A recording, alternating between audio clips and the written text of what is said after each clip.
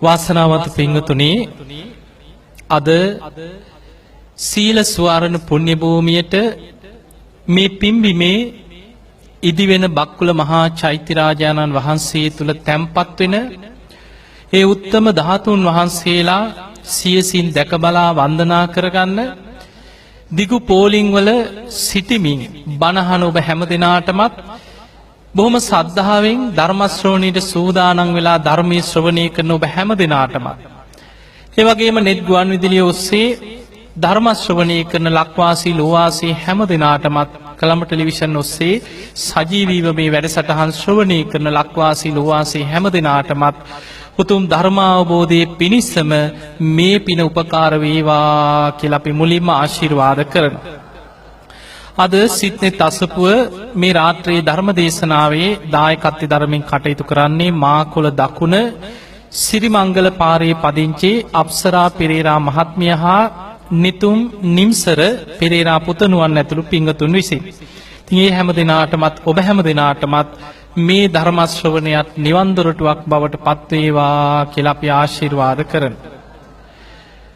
පින්වතුනි, අපේ බුදුරජාණන් වහන්සේ සම්මා සම්බුද්ධත්වයේ පිණිස මේ දීර්ඝ සංසාර ගමනේ කැපකිරීම කරගෙන ආපු සම්පූර්ණ කාලය ගත්තොත් 20 අසංකේය කල්පලක්ෂයක් වෙනවා.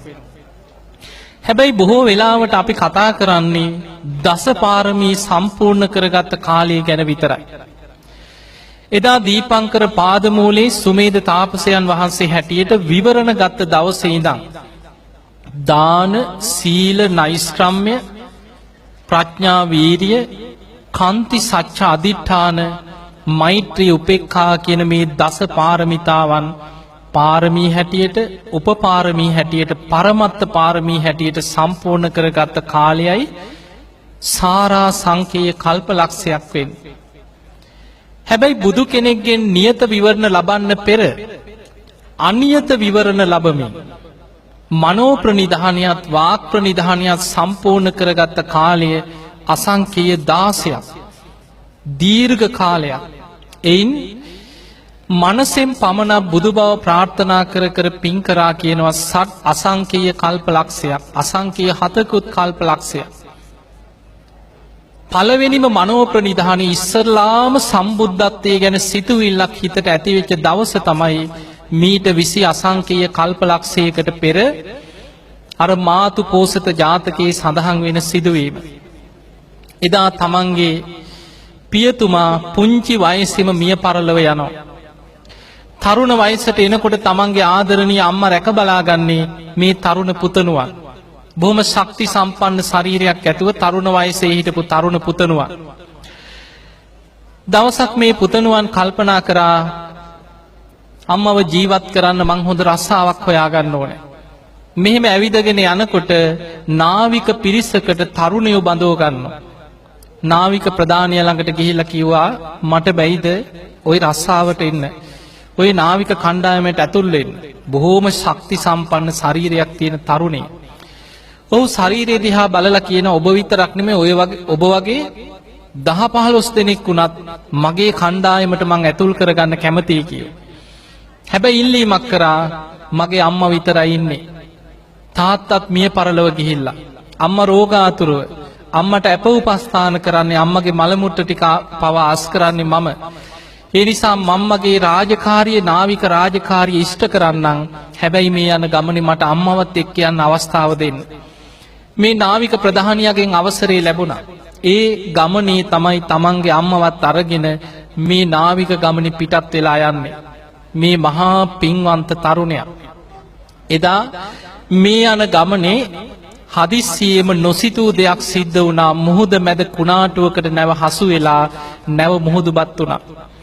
නැවේ හිටපු අය සීසීකඩ තමන්ට එල්ලෙන්න පුළුවන් දේවල් අල්ලගෙන එක එක පැතිවලට පීනනවා. මේ පුතා බැලුවේ ගොඩට එන හැම වෙලාවෙම ඔළුව උස්සලා බැලුවේ කොමගේ අම්මා බලනකොට යන්තම් කොට කෑල්ලක එල්ලිලා ඉන්නවා. පීනගෙන ගිහිල්ලා තමන්ගේ කර මතට අරගෙන අර කොටයත් බදාගෙන දවසක් දෙකක් තුනක් නෙමෙයි දින 7ක් පුරා निराहारව අර සතර මහා සාගරේ පීනනවා. ඒ පීනන හැම වෙලාවකම කායි දවස් 7ක් පීනනවා කියන්නේ පුංචි දෙයක් නෙමෙයි. තමන්ගේ අම්මගේ ගුණම සිහි කර කර කොහොම හරි මම මේ අම්මගේ ජීවිතේ බේර ගන්නවා කියලා සිහි කර කර දින 7ක් පුරා පීනගෙන ගිහිල්ලා යන්තම් ගොඩබිමකට සේන්දුණා. මේ ගොඩබිමට එනකොට හොඳටම පණ නැහැ. ශරීර ශක්තිය සම්පූර්ණයෙන් දුර්වලයි. යන්තම් අම්මා අරගෙන ගොඩබිමට ඇවිල්ලා එහෙම අර වැල්ලේ වැතිරිලා ඉන්නකොට මීට පෙර බුදු කෙනෙක්ගේ ශාසනය අනාගාමී භවට පත් වෙලා ඒ වෙනකොට බුද්ධ ශූන්‍යයි ලෝකෙ. හැබැයි පෙර පහළ වෙච්ච බුද්ධ ශාසනයක අනාගාමී වෙලා සුද්ධාවාස බඹලව හිටිය බ්‍රහ්ම දේවතාවෙක් නිරෝධ සමාපත්තියට සමවැදුණා. බඹලව දින 7ක් නිරෝධ සමාපත්තියෙන් වැඩ හිටියා කියන්නේ මනුස්ස ලෝකෙ විශාල කාලයක් ගෙවිලා. නිරෝධ සමාපත්තියෙන් නැකිටලා ලෝකෙ දිහා බැලුවා. දැන් මනුස්ස ලෝකෙ බුදු කෙනෙක් පහළ වෙලා ඉන්නවද? නෑ. බුද්ධ ශූන්‍යයි. සම්බුද්ධත්වයට පත් වෙන්න පිනක් වීරියක්වත් තියෙන කෙනෙක් ඉන්නවද? නෑ. පාරමී පුරන කෙනෙක්වත් පේන තෙක් මානෙක නෑ. ඊළඟට බැලුවා සම්බුද්ධත්වයේ කරා වීරිය වඩාගෙන යන්න තරම් වීරියක් ඇති කෙනෙක්වත් අඩු ගානේ ලෝකේ ඉන්නවද? පාරමී පුරන අය නැත්නම් ඒ පිණිස උත්සාහ කරන්න හරි පුළුවන් කෙනෙක් ඉන්නවද බලනකොට දැක්කේ එදා තමන්ගේ අම්මා කරමත තියාගෙන පීනගෙන ආපු මේ මහා වීරියවන්ත පුතාව. එදා මේ බ්‍රහ්ම දේවතාවා අදිෂ්ඨානයක් කරලා හිතට සිතුවිල්ලක් ඇති කරා පුතේ නුඹ මහා වීරියවන්ත කෙනෙක්. දින 7ක් පුරා තමන්ගේ අම්මා කරමත තියාගෙන සතර මහා සාගරේ පීනුවනම් නුඹට පුළුවන් මේ අසංකේය ගණන් සත්වයන් මේ භයානක සතර අපායේ වැටි යන සංසාර දුකින් එතර කරවන්න. ඒ පිණිස නුඹට වීරිය සිතුවිලි පහළ වේවා කියලා හිතුවා. අම්මගේ හිතත් අරමුණු කරලා මේ බ්‍රහ්ම දේවතාව අදිෂ්ඨානයක් කරා. මේ බඹලව හිටපු බ්‍රහ්ම දේවතාවගේ චිත්ත අදිෂ්ඨානය මේ අම්මගේ හදවතටම ඒ සිතුවිල්ල කාවැදුණා. ඒ වෙනකොට බුදුවරු ගැන අහන්නවත් නැති කාලයක්. නමුත් මේ අම්මා අර පුතා වෙහෙසට පත් වෙලා මේ වැල්ලේ වැතිරිලා හති හලන පුතාගේ ඔළුව තමන්ගේ උරහිසේ තියාගෙන හිස පිරිමදිමින් හදවතිම ආශිර්වාදයක් කරා. පුතේ නුඹට මාව දින 7ක් කරමත තියාගෙන පීනුවා. පියතුමා මියගේ දවසේ ඉඳන් මාව රැක බලාගත්තා. බොහොම ආදරෙන් මට ආහාර පාන ටික සකස් කරලා ආහාර ටික මට උණු පැන් ඇල් පැන් වලින් අපවපස්ථාන කරා. මේ වීරියෙන් නුඹට අසංකේය ගණන් සත්‍යයන් සංසාර දුකින් එතර කරවන්න ලෞතුරා සම්බුද්ධත්වයේම ලැබේවා කියලා අම්මා හදවතින්ම ආශිර්වාදයක් කරා. ඒ තමයි පළවෙනි මනෝ ප්‍රනිධානය. එදා තමයි අපේ බෝසතාණන් වහන්සේගේ හිතට ඉස්සල්ලාම සම්බුද්ධත්වයේ ගැන පළවෙනි සිතුවිල්ල හිතට ඇතිවෙච්ච දවස. පිංගතුනි එදා ඉඳන් අසංකේය 7කුත් කල්ප ලක්ෂයක් සසරේ පින් කර කර හිතෙන් ප්‍රාර්ථනා කරනවා මේ රැස් කරගන්න පිනෙන් මට මතු ලෝතුරා බුද්ධත්වයේ ලැබේවා කියලා හිතෙන් විතරක් හිතනවා. ඒකට කියනවා මනසෙන් කරන ප්‍රාර්ථනීය නිසා මනෝ ප්‍රනිධානය. ඒ කාලේ දහස් ගණන් බුදුවරු පහළ වුණා කියනවා. ඒ බුදුරජාණන් වහන්සේලා සිත දැකලා මේ වීරියවන්ත කෙනාට අනියත විවරණ දෙනවා. නියත විවරණ නෙමෙයි. අනියත විවරණ. ඔබ උත්සාහ කරලා බලන්න කියනවා. කවදා හරි ඔබේ උත්සාහය ඉෂ්ට වෙන්නත් පුළුවන්. ඒ නිසා වීරිය වඩන්න කියනවා. අනියත විවරණ දෙනවා. දහස් ගණන් බුදුවරු මුණ ගැහුණා. ඔහොම ඇවිල්ලා දවසක් බුදුරජාණන් වහන්සේ නමකට අප උපස්ථාන කරලා ගිලන් වෙච්ච බුදුරජාණන් වහන්සේ නමකට බොහෝම ගෞරවයෙන් උණු පැන් වලින් ඇල් පැන් වලින් බෙහෙත් වලින් අප උපස්ථාන කරලා එදා වැඳගෙන ප්‍රාර්ථනයක් කරා මම මේ රැස් කරගත් පිනෙන් මට මතු ලෝතුරා බුද්ධත්වයේම ලැබේවා කියලා ප්‍රාර්ථනයක් කරා. ඒ තමයි පළවෙනියටම වචනෙන් බුදු බව ප්‍රාර්ථනා කරපු දවස. ඒකට කියනවා පළවෙනි වාක් ප්‍රනිධානය කියලා. ඒ මොහොතේ පටන් අසංකේය 9කුත් කල්ප ලක්ෂයක් නවා සංකේය කල්ප ලක්ෂයක් සසර පින් කර කර හැම ආත්මිකම වචනෙන් ප්‍රාර්ථනා කර කර ආවා. අනේ මම මේ රැස් කරගන්න පින් වලින් මටත් අනාගතයේ ලෝතුරා සම්බුද්ධත්වයේ ලැබේවා ලැබේවා කිය වචනෙන් ප්‍රාර්ථනා කරන. ඒ කාලෙත් දහස් ගණන් බුදුවරු මුණ ගැහෙනවා. ඒ බුදුරජාණන් වහන්සේලා පවා අනියත විවරණ දෙන්නේ. ඔබ උත්සාහ කරලා බලන්න කියනවා. කවදා හරි ඔබේ උත්සාහය ඉෂ්ට වෙන්න පුළුවන්. ඔබ වීරිය වඩාගෙන යන්න කියන. පින්වතුනි ඔය විදියට මනෝ ප්‍රනිධානයත් වාක් ප්‍රනිධානයත් සම්පූර්ණ කරගත්ත මුළු කාලය සොළොසා සංකීය කල්පලක්ෂයක්. ඊට පස්සේ තමයි අෂ්ට ධර්ම සමවධානයෙන් යුක්තව එදා දීපංකර බුදුරජාණන් වහන්සේ ඉදිරියේ පළවෙනියට නියත විවරණ ලබන්න තරම් පුණ්‍ය ශක්තියක් ඇතුව සුමේද තාපසයන් වහන්සේ හැටියට ඉපදුනේ. මේ සුමේද තාපසයාගේ කතාව බොහෝම ධනවත්ම එදා දඹදිව හිටපු සිටු පවුලක ඉපදිච්ච තරුණ පින්වන්ත පුතණුවන් සුමේද පුතා. තරුණ වයසට එනකොට අනේ අර අම්මා තාත්තා දෙන්නම හදිස්සියෙම මිය පරලව ගියා. දෙමව්පියෝ සතු විශාල ධනයක් Tamanට ලැබුණා. මහා විශාල ධනස්කන්ධයක් ලැබුණා. කරත්තවල පටෝගෙන ඇවිල්ලා දවස ගානේ රන් රිදී මුතුමැණික් තමන්ගේ ධන ධාන්‍ය ගබඩාවලට ගොඩ ගහලා යනවා මිනිස්සු. ඒ තරම් වටිනා ධන සම්පත්තියක් තියෙනවා සුමේදට. මේ සුමේද දවසක් කල්පනා කරා මගේ දෙමව්පියෝ මිය පරලොව ගියේ හිස් අතින්. මේ තරම් සැප සම්පත් රන් රිදී මුතුමැණික් ගබඩාවල පුරවලා තිබ්බත් ඔවුන් මේ කිසි දෙයක් පරලව අරගෙන ගියේ නැහැ. ඒ නිසා මම මේවා ආරක්ෂා කර කර ඉඳලා මටත් වෙන්නේ හිස් අතින් මිය පරලව යන්න. ඒ නිසා මේ සියල්ල මන් දන් දෙනවා කියලා රජ්ජුරුවන්ගෙන් අවසරයක් ගත්තා. තමන් සතු සියලු දේපල දන් දෙන්න. රජ්ජුරුව අවසර දුන්නා. හැම ගමක් නගරයක් පාසා අඬබෙර කරුවන් පිටත් කරා දන් දෙනවා. තමන්ට පුළුවන් තරම් අරගෙන යන්න පුළුවන් දේවල් අරගෙන එන්න කියලා. කරත් අරගෙන ආපු මිනිස්සුන්ට කරත්තවල පටවල ගබඩාවල වස්තුව දන් දුන්නා. භාජන අරගෙන ආපු මිනිස්සුන්ට පුළුවන් තරම් භාජනවල පුරවලා දන් දුන්නා. දින 7ක් පුරා මිනිස්සු පොලිමේ ඇවිල්ලා මේ සුමේද තරුණයාගේ මේ ධන ධාන්‍ය සම්පත් මුතුමැණික් රන් රිදී සියල්ල මිනිස්සු අරගෙන යනවා බලාගෙන සාදුකාර දීදී සතුටු වුණා. මේ පිනෙන් මට ලෞතුරා බුද්ධත්වයේ ලැබේවා ලැබේවා කී සතුටු වුණා. අන්තිමටම ඉතිරි උනේ තමන්ගේ සිටු මැදුර විතරයි. සිටු මැදුරෙන් එළියට බහැලා කල්පනා කරා මේක විතරක් මට මොකටද? දැන්වීමක් දැම්මා ඕනෑම කෙනෙක් කැමති කෙනෙක් මේ සිටු මැදුර කැමති විදිහට පරිහරණය කරත්වා කියලා. සිටු මැදුරෙන් එළියට බහැලා මහා වනාන්තරයට ගියේ. හිමාල කඳු මුදුනට ගිහිල්ලා තාපස පැවිද්දෙන් පැවිදි වුණා. භාවනා කරා පුණ්‍ය ශක්තියට අෂ්ට සමාපatti පංච අභිඥා දක්වා හිත දියුණු කරගත්තා. දැන් සුමේද තාපසේ ඉහළටම හිත වඩපු සුමේද තාපසයන් වහන්සේ අහසින් යන්න තරම් පුළුවන් පුණ්‍ය 이르දී ඇති සුමේද තාපසයන් වහන්සේ දවසක් හිමාල කඳු මුදුනේ ඉඳන් අහසින් යනකොට දැක්ක විශාල පිරිසක් පාරක් සරසනවා. මිනිස්සු කොඩි සේසත් නංවනවා, පාරවල් වල සුදු වැලි අතුරනවා. අහසින් යන ගමනේ පහළට බැහැලා ඇහුවා මොකද මේ තරම් සතුටෙන් මේ පාරවල් සකස් කරන්නේ? මේ පාරවල් සරසන්නේයි. එතකොට මිනිස්සු කියා හිටියේ ඇයි දන්නේ නැද්ද?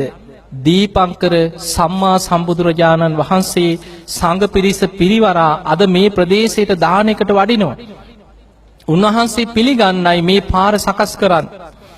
ඒ වෙලාවේ සුමේද තාපසයා කල්පනා කර අනේ මටත් මේ අහසින් යන ගමන පැත්තක තියලා මටත් මේ පාර හදන්න ඕන කියලා කොටසක් ඉල්ලපු වෙලාවේ මිනිස්සු කල්පනා කරා සුමේද කියන්නේ අහසින් යන බොහෝම 이르දි බල සම්පන්න තාපසේ.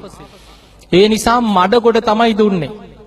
මේක මොකද්ද? අහසින් ගිහිල්ලා නාගලෝකෙන් හරි දෙව්ලොවින් හරි හිමාලයෙන් හරි ගෙනල්ලා මේක පුරවයි කියලා මඩගොඩක් දුන්නා.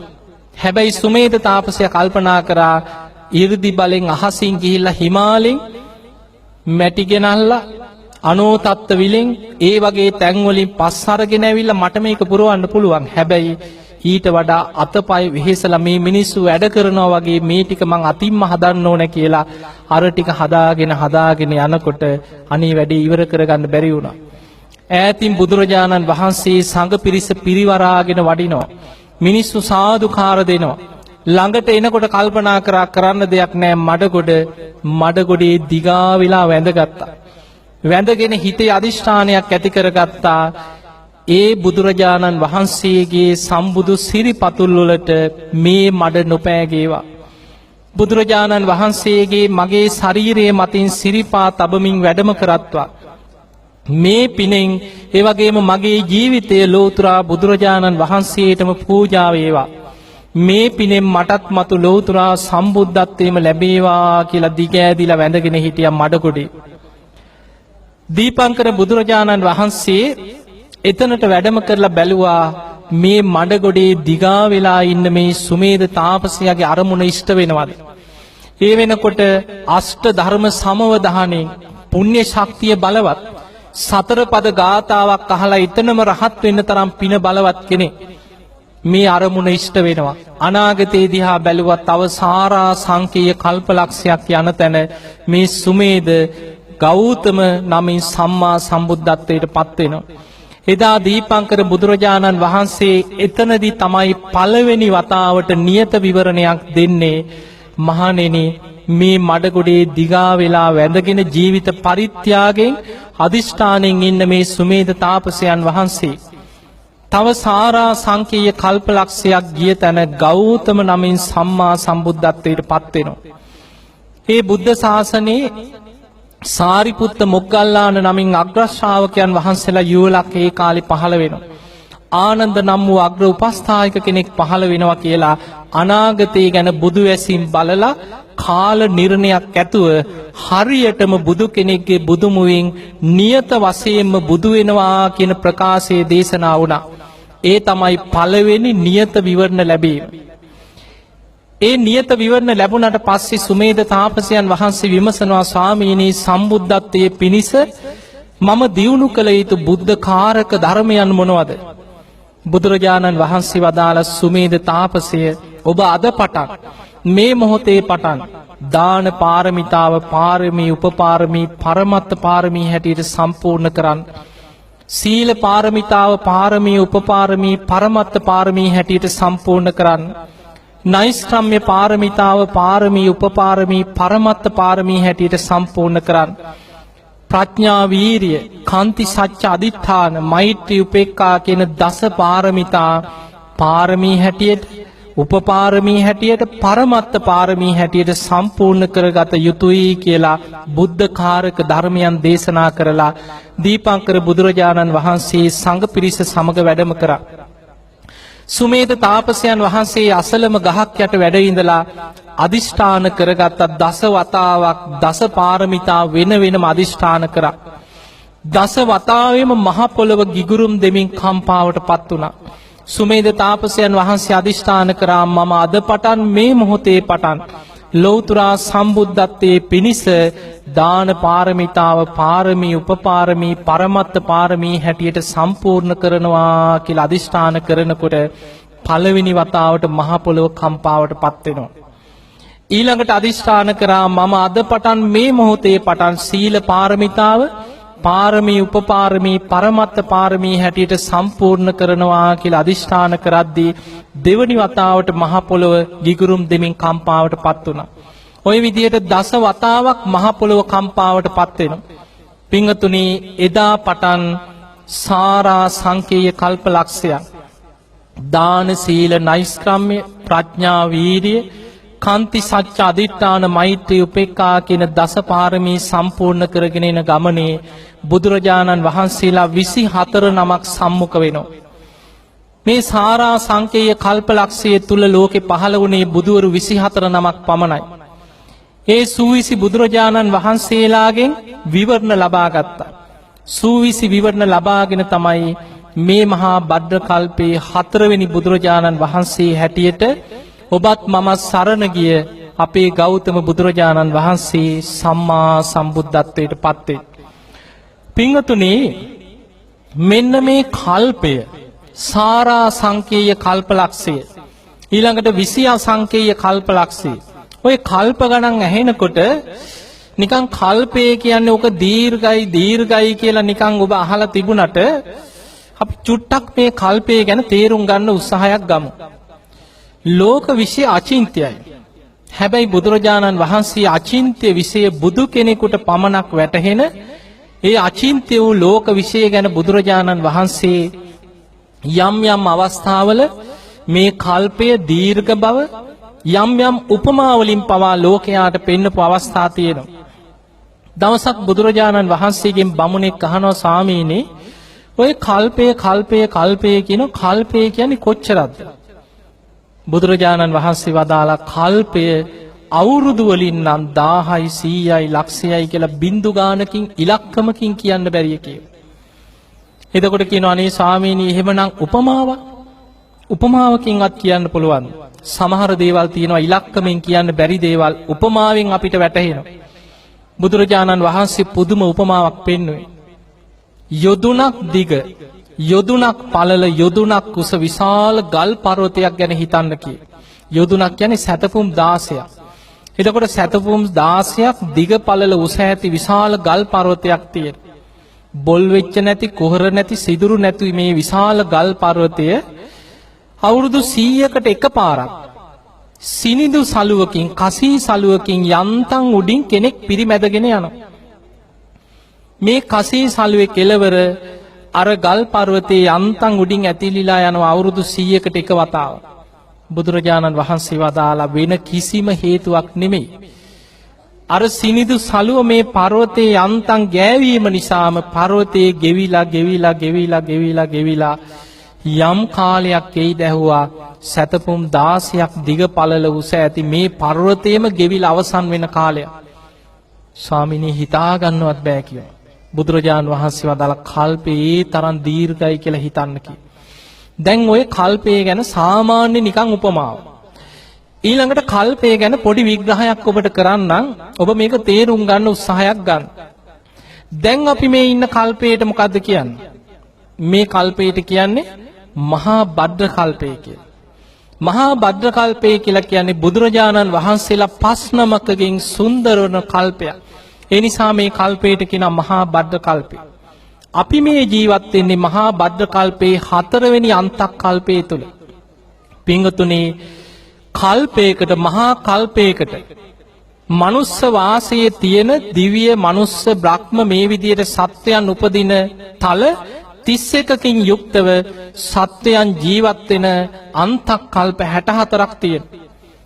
මහා කල්පයකට සත්වයන් උපදින ඉපදී දෙව්ලොව මනුලොව සතර අපායේ වැටි සත්වයන් සසරේ ගමන් කරමින් යන අන්තක් කල්ප 64ක් එක මහා කල්පයක පිහිටනවා.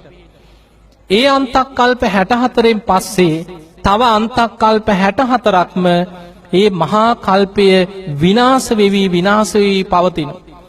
ඒක තමයි ඔබ අහලා තියෙන අර සත්ත්‍ය සූර්යෝද්ගමන සූත්‍රය. අන්තක් කල්ප 64ක්ම ගිනි ගනිමින් විනාශ වෙලා මේ පෘථුවිය අකනිටා බඹලව දක්වාම අලුවත් දූවිලිවත් නැතුව විශ්වය විනාශ වෙලා යනවා. එතකොට දැන් අන්තක් කල්ප 64 ඒවා දෙකයි. ඊළඟ අන්තක් කල්ප 64 තුන්වෙනි අන්තක් කල්ප 64 විශ්වය තුල කිසිම පෘථුවියක්වත් දෙව්ලොවක්වත් බඹලොවක්වත් අපායක්වත් නැතුව හිස් අවකාශයක් පවතින. ඒ තුන්වෙනි අන්තක් කල්ප 64. හතරවෙනි අන්තක් කල්ප 64 තුල අර විනාශ වෙච්ච පෘථුවිය ලෝක ධාතු ආයමත් ටික සකස් වෙවි පෘථුවිය දිව්‍ය ලෝක බ්‍රහ්ම ලෝක සතර අපායවන් සකස් වෙමින් පවතින. එතකොට අන්තක් කල්ප 64 ඒවා හතරක් තියෙනවා මහා කල්පයක් තුල.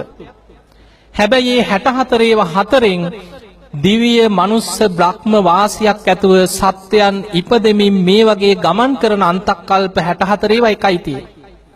ඉතිරි තුනම සත්වයන් එතකොට කොහෙද ඉන්නේ? ආබස්සර නමින් අහසේ පාවි ජීවත් වෙනවා.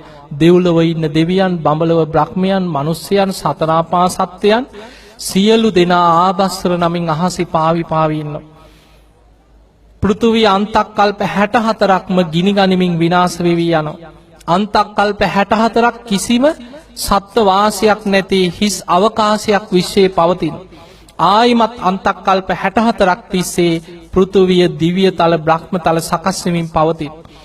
එතකොට ඔය තමයි අන්තක්කල්ප 64 හතරක් එකතු වෙච්ච තැන තමයි මහා කල්පයක් වෙන්නේ. දැන් අපි බලමු අන්තක්කල්පය කියන්නේ කොච්චරක්ද කියලා. පින්වතුනි, අන්තක්කල්පය කියලා කියන්නේ මේ මනුස්ස ලෝකේ අපි ජීවත් වෙන්නේ දැන් මිනිස්සුන්ගේ ආයුෂ අවුරුදු 100නුත් පල්ලෙහාට බැහැපු තැනක. මේ මිනිස්සුන්ගේ ආයුෂ අවුරුදු 10 දක්වාම අඩු වෙනවා. අවුරුදු 10 ඉඳන් ආයුෂ වැඩි වෙලා ටික වැඩි වෙවි උප්පරිම අවුරුදු කීයට වැඩි වෙනවද? අවුරුදු අසංකේයයට වැඩි වෙනවා. අවුරුදු අසංකේයයක් කියන්නේ ඉලක්කමකින් හිතුවොත් 1.140ක් කියන. එතකොට හිතන්න අවුරුදු 10 ඉඳන් මිනිස්සුන්ගේ ආයුෂ වැඩි වෙනවා අවුරුදු 1.140ක් යනකම්. එතන දක්වා වැඩි වෙලා ඒ වැඩි වෙච්ච ආයුෂ අසංකේයයට වැඩි වෙච්ච ආයුෂ අඩු වේගෙන ඇවිල්ලා ආයෙමත් අවුරුදු 10ට අඩු වෙනවා. එතනින් පළවෙනි අන්තක්කල්පේ නම් අන්තක්කල්ප විනාශයක් වෙනවා. ඒක තමයි ඒකාන්තක්කල්පයක් කියන්නේ. මිනිස්සුන්ගේ ආයුෂ වැඩි වෙලා අවුරුදු අසංකේයයට වැඩි වෙලා ඒ වැඩි වෙච්ච ආයුෂ එතන ඉඳන් අඩු වෙලා අවුරුදු 10ට අඩු වෙලා ඒ කාලයට කියන්නේ එක අන්තක්කල්පය. එතකොට ඒ වගේ අන්තක්කල්ප 64ක් යනකම් මේ අන්තක්කල්ප විනාශ සිද්ධ වෙමින් මනුස්ස වාසයක් මේ විශ්වය තුල පවතින එක මහා කල්පයක් තුල. එතකොට ඒ වගේ අන්තක්කල්ප 64ක් පෘථුවිය ගිනි ගනිමින් විනාශ වෙමින් පවතින. ඒ වගේ අන්තක්කල්ප 64ක් මනුස්ස වාසයක් නැතුව හිස් අවකාශයක් පවතින. ආයෙමත් ඒ වගේ අන්තක්කල්ප 64ක් පෘථුවිය සකස් වෙමින් පවතින. ඔය තමයි එක මහා කල්පයක කාලය. එතකොට දැන් අපි මේ ඉන්නේ මහා භද්‍ර කල්පයේ 4 වෙනි අන්තක්කල්පේ මතක තියාගන්න. මේ මහා භද්‍ර කල්පයේ පළවෙනි අන්තක්කල්පයේ අර විදිහට අවුරුදු 10 ඉඳන් ආයුෂ වැඩි වෙලා අවුරුදු අසංකේයයට වැඩි වුණා. ඒ කියන්නේ අවුරුදු 1.140 දක්වා වැඩි වෙනවා. ඒ වැඩි වෙච්ච ආයුෂ එතන ඉඳන් අඩු වෙලා අවුරුදු 40000ට අඩු වෙච්ච තැන තමයි කකුසඳ බුදුරජාණන් වහන්සේ පහළ වෙන්නේ මේ මහා භද්‍ර කල්පේ පළවෙනි අන්තක්කල්පය තුල. එතකොට කකුසඳ බුදුරජාණන් වහන්සේගේ කාලේ සාමාන්‍ය ආයුෂ හැටියට සඳහන් වෙන මිනිස්සුන්ගේ ආයුෂ අවුරුදු කීයද? 40. අද අපිට හිතන්නවත් බෑ. අද අපේ මේ තියෙන මොලෙන් හිතුවොත් හිතෙන්නේ බොරු කියලා.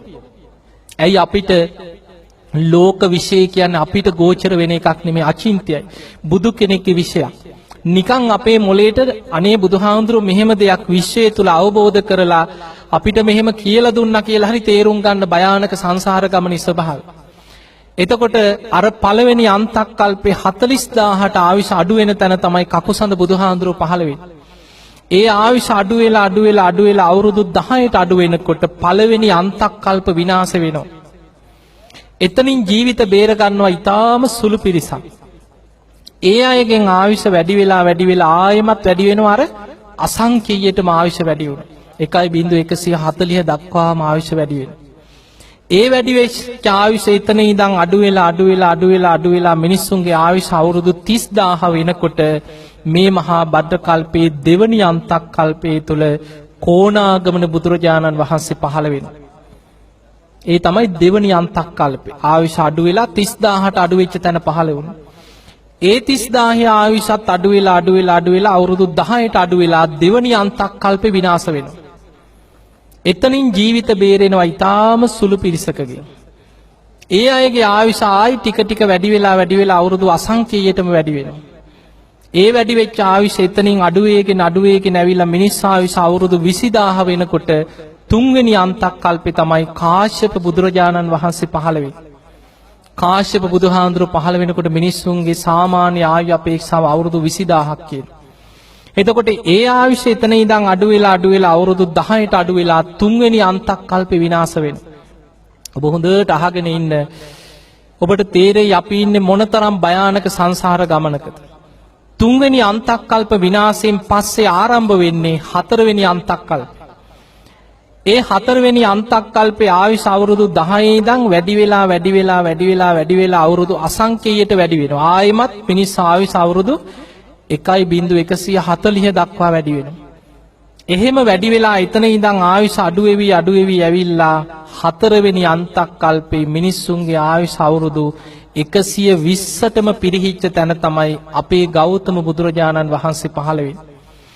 එතකොට අපි මේ ඉන්නේ මේ මහා භද්‍ර කල්පේ හතරවෙනි අන්තක් කල්පේ අපි මේ ඉන්නේ. ඒ හතරවෙනි අන්තක් කල්පේ ආයුෂ අඩු වෙලා අවුරුදු 120ට පිරිහිච්ච තැන තමයි ගෞතම බුදුරජාණන් වහන්සේ පහළ වුණේ. හැබැයි ඔබ හිතන්න අද මේ වෙනකොට අපිට ආයුෂ සාමාන්‍ය ආයුෂ අවුරුදු 120ක් තියෙනවද? නෑ. එදා බුදුරජාණන් වහන්සේගේ කාලේ සාමාන්‍ය ආයු අපේක්ෂාව අවුරුදු 120යි. හැබැයි ඊට වඩා වැඩිපුර වැඩ හිටිය මහරහතන් වහන්සේලා වැඩ හිටියා. දැන් අපි මේ මහා සෑය ඉදි කරන්නේ බක්කුල මහරහතන් වහන්සේ වෙනුවෙන්. උන්වහන්සේ එදා සාමාන්‍ය මිනිස්සුන්ගේ ආයුෂ අවුරුදු 120ක් වෙච්ච කාලේ බක්කුල මහරහතන් වහන්සේගේ පුණ්‍ය ශක්තිය කොච්චරද කියන්නේ අවුරුදු 160ක් වැඩ හිටියා. අනුරුද්ධ මහරහතන් වහන්සේ අවුරුදු 150ක් වැඩ ඉඳලා තියෙනවා. මහා කාශ්‍යප මහරහතන් වහන්සේ විසාකාව අවුරුදු 120, ආනන්ද හාමුදුරුවෝත් අවුරුදු 120ක් ජීවත් වෙලා තියෙනවා. එතකොට අපිට පේනවා ඒ කාලේ සාමාන්‍ය ආයුෂ අවුරුදු 120 වුණාට ඊට වඩා වැඩිපුර අනුරුද්ධ මහරහතන් වහන්සේ විශේෂයෙන් බක්කුල මහරහතන් වහන්සේ අවුරුදු 160ක් වැඩ හිටියා. අද වෙනකොට බුදුරජාණන් වහන්සේ පිරිනිවන් පාල අවුරුදු 2560 ගාණක් ගත වෙනකොට 120ට තිබ්බ ආයුෂත් දැන් අඩු වෙලා දැන් අපි ඉන්නේ අවුරුදු 75 80 වගේ මට්ටමට ආයුෂ පිරිහිච්ච කාලෙක. දැන් අපේ ආයුෂ අවුරුදු 80ක 75 80 අතර ආයුෂ පිරිහිලා තියෙන්නේ අපේ. මේ ආයුෂ අඩු වෙලා අවුරුදු 10ටම අඩු වෙනවා. අවුරුදු 10ට අඩු වෙනකොට හතරවෙනි අන්තක් කල්ප විනාශ වෙන හැටි අපේ ගෞතම බුදුරජාණන් වහන්සේ චක්‍රවර්ති සීහනාද කියන සූත්‍රය දේශනා කරනවා. බුදුරජාණන් වහන්සේ වදාළ මහණෙනි මිනිස්සුන්ගේ ආයුෂ අඩු වෙලා අවුරුදු 10 වෙනකොට මෘග සංවර්ෂාවල් වහින්න ගන්නවා කියනවා. මිනිස්සුන්ට මෘග සංඥා පහළ වෙනවා. එකිනෙකා ලේ පිපාසයෙන් එකිනෙකා මරා ගන්න කාලයක් වෙනවා කියනවා.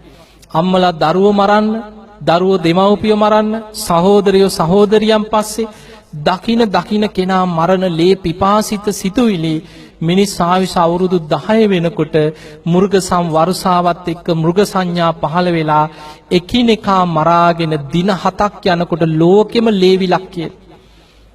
තනියෙන් හැංගිලා බේරිච්ච ටික දෙනෙක් විතරක් බේරෙනවා. කැලෑවල් වල හැංගිච්ච ටික දෙනෙක් ජීවිත බේර ගන්නවා. අපි මේ ඉන්න අන්තක් කල්පේ විනාශ වෙන්නේ අවියාවිද වලින් මරාගෙන විනාශ වෙන විනාශයක් අනාගතේ තියෙන. ඒකට ධර්මයේ කියන්නේ සත්ත අන්තක් කල්ප විනාශය. පිංගතුනේ අනාගතේ එන්න අපිට තියෙන්නේ ධර්මයේ බැබලෙන යුගයක් නෙමෙයි. යන්තම් අපේ පිනට මේ මෑත කාලේ බුද්ධ ශාසනයේ යම් පිබිදීමක් රටේ ලෝකේ පේනවා අපිට. හැබැයි අනාගත ලෝකේ බුදුරජාණන් වහන්සේගේ දේශනා දිහා බලනකොට පිරිහෙන පැත්තක්මයි තියෙන්නේ. බුදුරජාණන් වහන්සේ පෙන්නන අනාගතේ එන්න මිනිස්සුන්ගේ ආයුෂ පිරිහෙන්න ලෝකේ බලවත්ම දේ තමයි කියනවා අධර්ම රාගය, විෂම ලෝභය, මිත්‍යා දෘෂ්ටිය ලෝකේ බලවත්ම කාලයක් එනවා. මිනිස්සු විකෘති වෙනවා, කෙලෙස් වලින් විකෘති වෙනවා, ලේ පිපාසිත මිනිස්යන් ලෝකේ ගොඩ නැගෙනවා. මේ මිනිස්සුන්ගේ ආයුෂ පිරිහිලා අවුරුදු 10ට පිරිහෙනවා. එදාට සත්ත අන්තක් කල්ප විනාශයෙන් පස්සේ ජීවිත බේරෙන අයගෙන් පටන් ගන්නවා පස්වෙනි අන්තක් කල්ප, ඊළඟ අන්තක් කල්ප. එතකොට මං හිතන්නේ බොහෝ දෙනෙක් මේ ගෞතම බුද්ධ ශාසනය තුල සාදු කිය මේ වැඳා පින්කම් කරාට මෛත්‍රී බුද්ධ ශාසනයේ නිවන් දකින්න ලැබේවා කියලා චුට්ටක් ඇදලා කීවොත් කී දෙනෙක් දැන්ටමත් අත් දෙක ඉස්සුව සාදු කියන සමහර. අපි සාදු කියලා ඒක අනුමෝදන් වෙනවා. ඒක තමයි ස්වභාවය. අනේ අපිට මේ පිනේ මෛත්‍රී බුද්ධ ශාසනයේ නිවන් දකින්න ලැබේවා කිව්ව සාදු කියනවා. අර පේන්නේ නැද්ද? ඇයි අපි ගෞතම බුද්ධ ශාසනයේ හිටියත් ප්‍රාර්ථනා කරන්නේ සමහරු මෛත්‍රී බුද්ධ ශාසනය. මොන්න මේ ටික අහගෙන හිටියනම් මතක තියාගන්න මෛත්‍රී බුදුහාඳුරෝ පහළ වෙන කාලේ. දැන් අපි ඉන්නේ මහා භද්‍ර කල්පේ 4 වෙනි අන්තක් කල්පේ. 4 වෙනි අන්තක් කල්පේ මිනිසුන්ගේ ආයුෂ අවුරුදු 100න් 15ට පිරිහිච්ච කාලෙක ඉන්නේ. දැන් අපි හිතමු අපේ කාලේ සාමාන්‍ය ආයුෂ අවුරුදු දැන් 80ක් කියලා නිකන් හිතාගන්න. මේ ආයුෂ අඩු වෙලා අවුරුදු 10ට අඩු වෙනවා.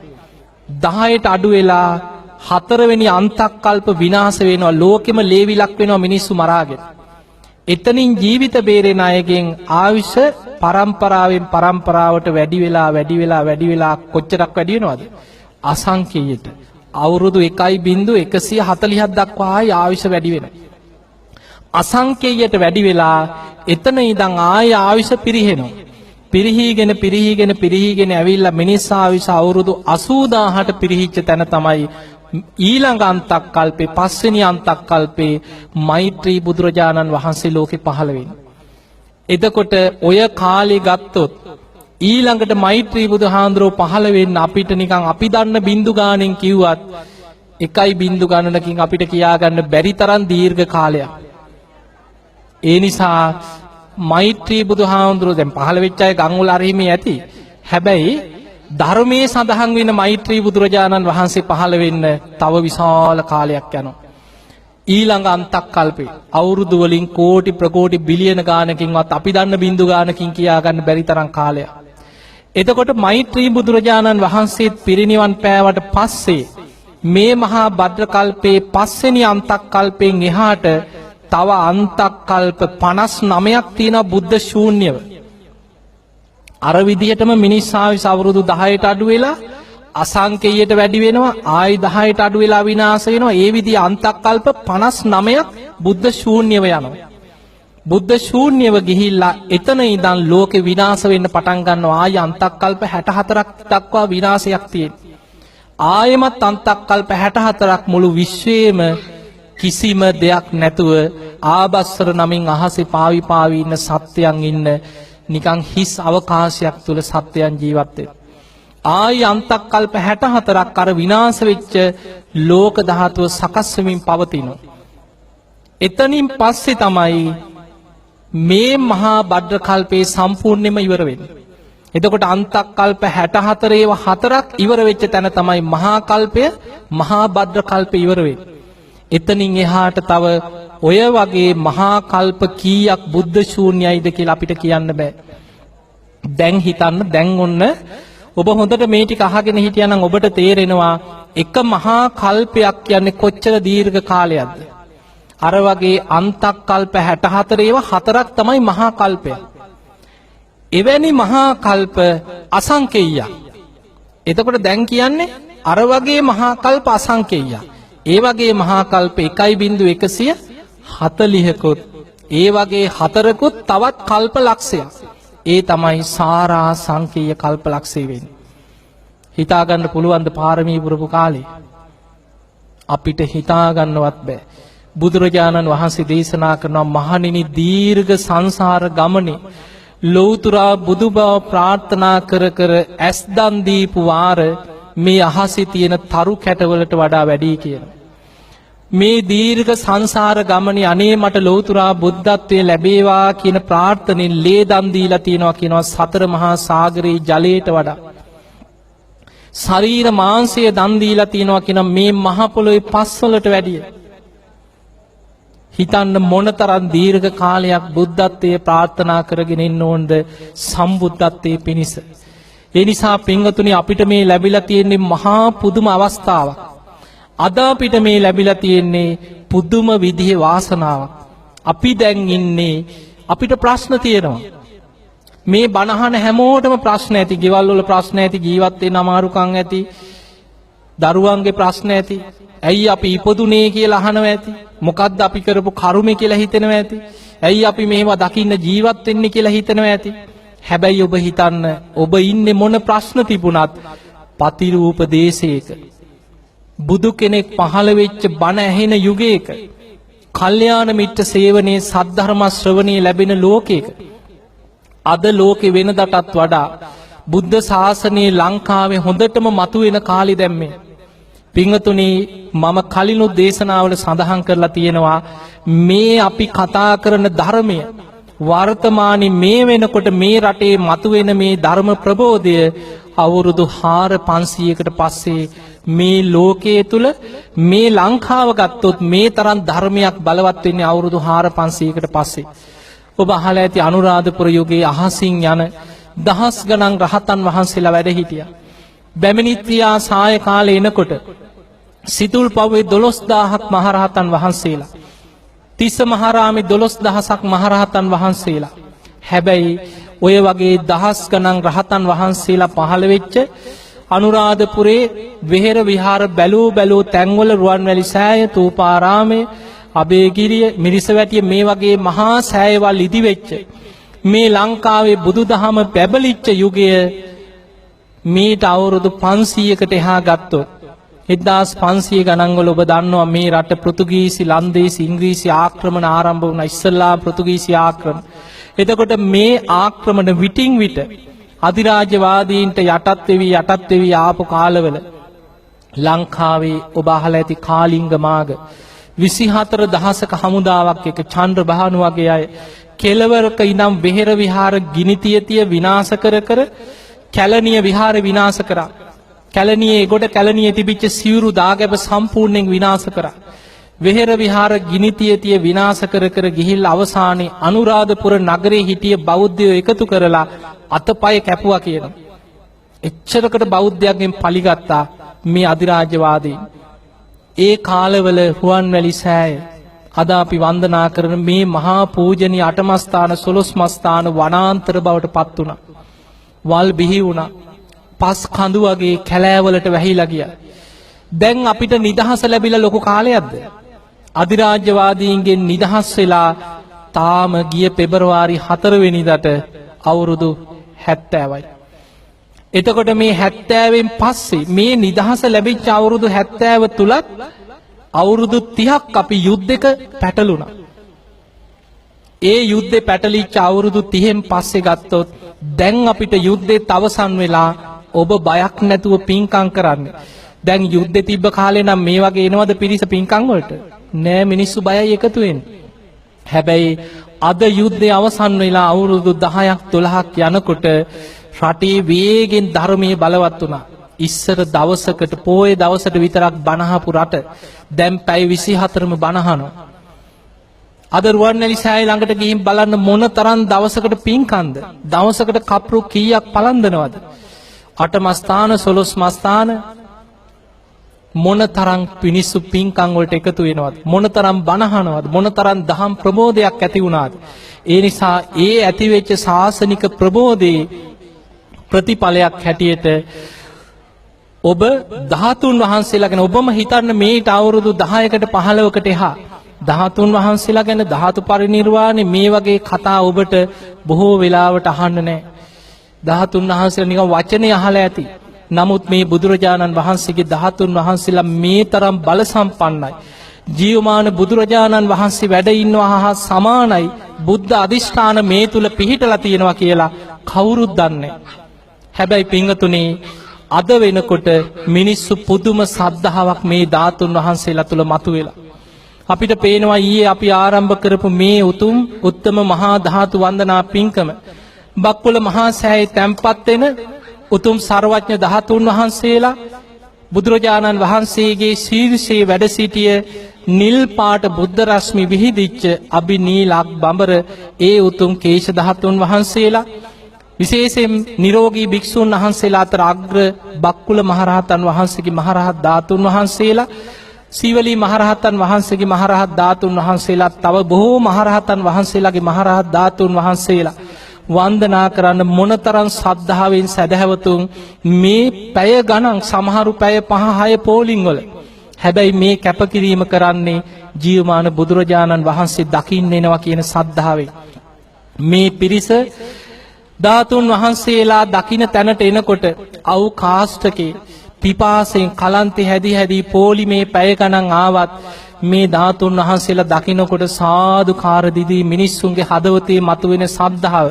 අනේ අපි අපේ ඇස් දෙකෙන් බුදුරජාණන් වහන්සේව දැකගත්තා අපි පින් කරා කියන වචනේ කිය අඬා මිනිස්සු වන්දනා කළා පිටත් වෙලා යනවා අපිට පුළුවන් වුණා මෑත කාලේ මිනිස්සුන්ගේ ශ්‍රද්ධාව මේ ධාතුන් වහන්සේලා ගැන අප්‍රමාණ ශ්‍රද්ධාවක් ඇති කරන්න මට මතකයි මීට අවුරුදු 10කට පමණ පෙර ඉස්සල්ලාම ධාතුන් වහන්සේලා ගැන ගුවන් විදුලියක මං කරුණු ගොඩාක් එකතු කරලා ධාතු පරිනිර්වාණය ගැන බණක් කරා.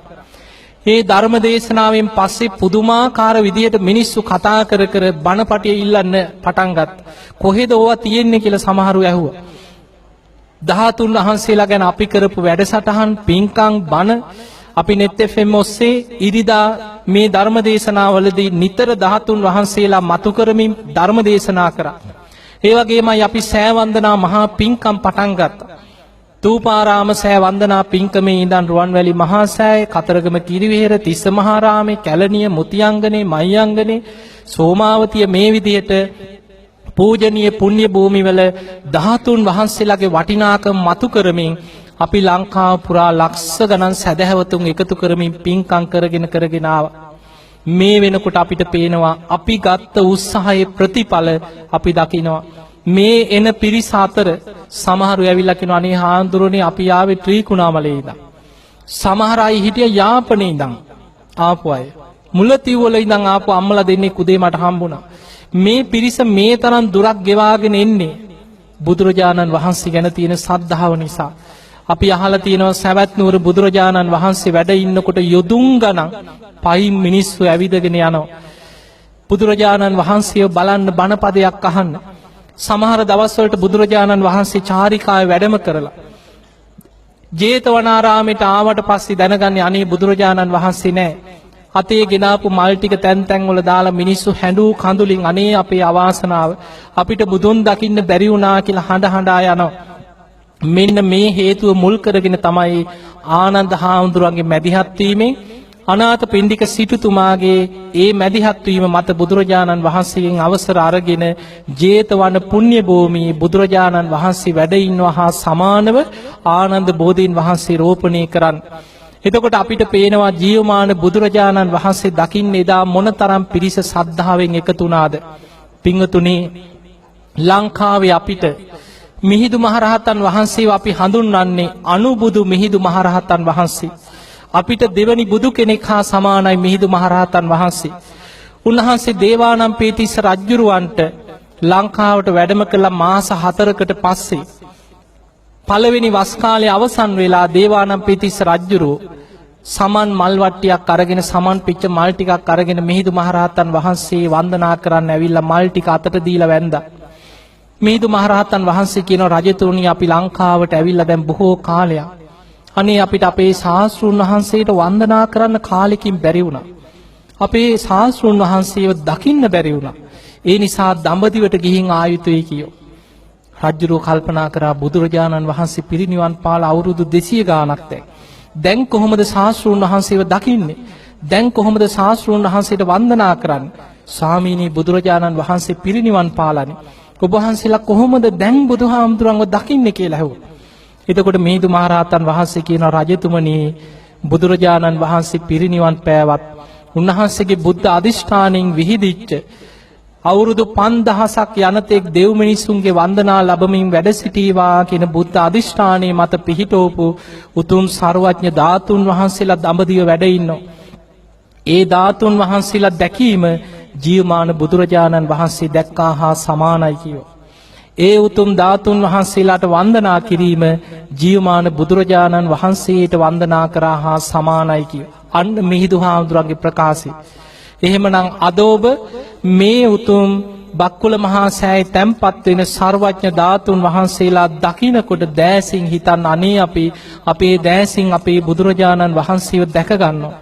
ඒ ධාතුන් වහන්සේලා බුදුරජාණන් වහන්සේගේ දෙතිස් මහා පුරුෂ ලක්ෂණ වලින් යුක්ත සම්බුදු ශ්‍රී ශරීරයේ දරාගෙන වැඩ සිටිය උතුම් අස්සි ධාතුන් වහන්සේලා බුද්ධ අධිෂ්ඨානයේ මත අවුරුදු 5000ක් යනතෙක් දෙව් මිනිසුන්ගේ වන්දනා ලබන ධාතුන් වහන්සේලා අද බලන්න මොනතරම් ශ්‍රද්ධාවකින් මේ ලක්ෂ ගණන් සදහැවතුන්ගේ වන්දනා ලබනවා මේ උතුම් ධාතුන් වහන්සේලා.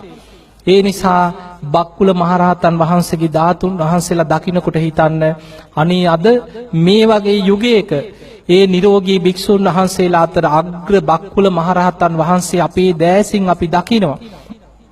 උතුම් නික්ලේශී මහරහතන් වහන්සේලා දකිනවා කියන සද්ධාව ඇති කරගන්න. ඒ විතරක් නෙමෙයි මෑත කාලේ මේ බක්කුල මහා සෑයට පමණක් නෙමෙයි මේ ලංකාවේ ඉන්න බෞද්ධයන්ට ඔබ හැම දිනාටම අපිට ලැබිච්ච උතුම්ම වටිනාම නිධානය තමයි තායිලන්තේ ලෝකේ පූජනීයම පුණ්‍ය භූමියක් බවට පත්වෙච්ච ලෝකේ විශාලම බෞද්ධ භාවනා මධ්‍යස්ථානය. අක්කර 4000ක් පමණ වපසරියකින් යුක්ත ලක්ෂ ගණන් එකතු වෙලා භාවනා කරන විශාලම බෞද්ධ භාවනා මධ්‍යස්ථානයෙන් බොහොම ගෞරවාන්විත විදිහට මේ ලංකා භූමියේ මේ ඉදිකරන බක්කුල මහා සෑය වෙනුවෙන් ගිය සතියේ උතුම් ධාතුන් වහන්සේලා බොහෝ ප්‍රමාණයක් අපිට ලංකාවට ලබලා දුන්නා.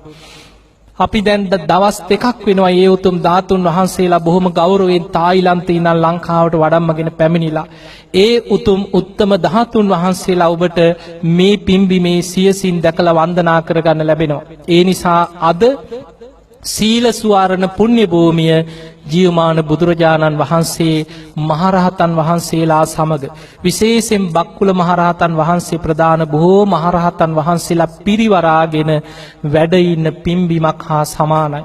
ඒ නිසා මේ එන ඔබ වෙහෙස නොතකා සාදුකාර දිදී පියවරෙන් පියවර ධාතුන් වහන්සේලා වන්දනා කරන ඔබ අඩුගානේ මේ බණ ටික අහලා ලක්වාසී ලෝවාසී කොහේ හිටියත් ඔබේ හිතේ හරි අනේ අපි ලංකාවේ නෙමෙයි ලෝකේ කොහේ හිටියත් හදවතින්ම ඔබට සිහි කරලා මේ ධාතුන් වහන්සේලාට වන්දනා කරගන්න පුළුවන්. ඉතින් එහෙමනම් ඔබ හැම දිනාටමත් අද මේ උතුම් ධර්ම ශ්‍රවණිනුත් රැස් කරගත්ත සියලු පින ඔබ හැම දිනාටමත් නිවන් අවබෝධයේ පිණිසම පාරමිතාවක් බවටම පත්වේවා. සාදු සාදු සාදු.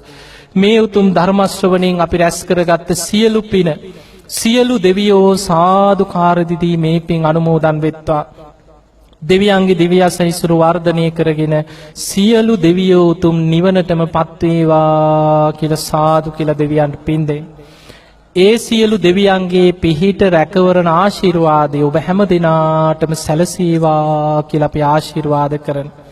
ඒ වගේම අද මේ උතුම් ධර්ම දේශනාවේ දායකත්වය බාරගෙන කටයුතු කරන මාකොළ දකුණ සිරි මංගල පාරේ පදිංචි අප්සරා පෙරේරා මහත්මිය, නිතුමි නිම්සර පෙරේරා පුතණුවන් ඇතුළු පවුලේ හැම දෙනාමත් නිදුක් වේවා, නිරෝගී වේවා, සුවපත් වේවා. ඒ හැම දිනාටමත් උතුම් ධර්ම අවබෝධයම ලැබේවා කියලා අපි ආශිර්වාද කරනවා. ඒ වගේම පෙබරවාරි මාසේ 17 වෙනි දිනට එනම් ඊයේ දින ජන්මදිනයේ සැමරූ අප්සරා පෙරේරා මහත්මියගේ ස්වාමි පුරුෂයා වන ඒ වගේම නිතුම් පුතණුවන්ගේ පියාණන් වන සුසන්ත පෙරේරා මහත්මයාට නිදුක් නිරෝගී සම්පන්නිය, තුනුරුවන්ගේ ආශිර්වාදයේ දීර්ඝායු සම්පන්නිය, ඒ වගේම උතුම් ධර්මාවබෝධයේ පිණිසම මේ පින ආශිර්වාදයක් බවටම පත් වේවා කියලා ආශිර්වාද ප්‍රාර්ථනා කරනවා. ඒ වගේම අද මේ දායකත්වයේ දරූ අප්සරා පෙරේරා මහත්මිය, නිතුම් නිම්සර පුතණුවන් සුසන්ත පෙරේරායේ මහත්මයා ඇතුළු පවුලේ හැම දිනාටමත් විශේෂයෙන් ඔබ හැම දිනාමත් ඔබ කල්පනා කරගන්න ඔබ නමින් මිය පරලෝකීය සියලු ඥාතීනු සාදුකාර දිදී මේ පින් අනුමෝදන් වෙත්වා. ඒ ඥාතීන්ගේ පරලොව ජීවිත සැපවත් වේවා, සුවපත් වේවා, වහවහ සසර දුකින් අත මිදේවා කියලා සාදු කියලා පින් දෙන්න. නෙත් කාර්ය මණ්ඩලයේ හැම දිනාමත් මේ ධර්ම ශ්‍රවණය කරන ලක්වාසී ලෝවාසී හැම දිනාමත් මේ සීල ස්වර්ණ පුණ්‍ය භූමියේ මේ මහා පින්කමට උපකාර කරපු සෑම සියලු දිනාමත් ඔබ හැම දිනාම නිදුක් වේවා, නිරෝගී වේවා, සුවපත් වේවා. හැම දිනාටම නිවන් අවබෝධයේ පිණිසම මේ පින උතුම් පාරමිතා ධර්මයක් බවටම පත් වේවා. සාදු සාදු සාදු. ආකාසට්ඨා ච බුම්මට්ඨා දේවා නාග මහිද්దికා පුඤ්ඤන්තං අනුමෝදිත්වා චිරන් රක්ඛන්තු ලෝක සාසනං. ආකාසට්ඨා ච බුම්මට්ඨා දේවා නාග මහිද්దికා පුඤ්ඤන්තං අනුමෝදිත්වා චිරන් රක්ඛන්තු දේශනං. ආකාසට්ඨා ච බුම්මට්ඨා දේවා නාග මහිද්దికා පුඤ්ඤන්තං අනුමෝදිත්වා චිරන් රක්ඛන්තු ත්වං සදා. හැම දිනාටම සම්මා සම්බුදු සරණයි. සාදු සාදු සාදු.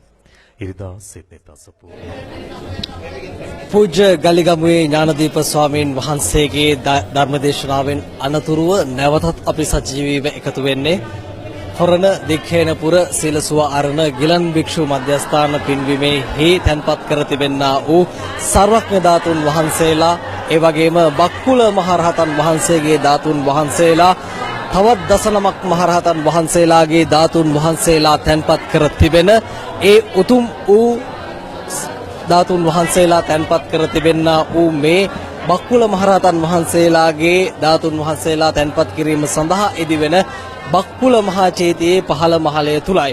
ඉතින් අද දවසේදී අපි මේ සියලුම කරුණු කාරණා සජීවීව මේ ස්ථානයේ මේ පින්බිමේ සිදුවෙන්නා වූ සියලුම දේවල් සජීවීව කලමු ටෙලිවිෂන් හරහා ඔබට සමීප කළා. ඊයේ දවසේ වගේම අද දවසේදීත් අපි මේ සියලුම කාරණා කලමු ටෙලිවිෂන් හරහා විදිස්ගත වෙලා ඉන්න ඔබ සියලු දෙනාටමත් ලංකාවේ ඉඳන් කලමු ටෙලිවිෂන් නරඹන ඔබ සියලු දෙනාටමත් සමීප කරා. ඉතින් අද දවස වගේම හෙට දවස පුරාවටත් අපි සූදානම් මෙම පින්බිමේ සිදුවෙන්නා වූ සිදුවීම් සියලුම දේ ඔබට සජීවීව ගෙන එන්න.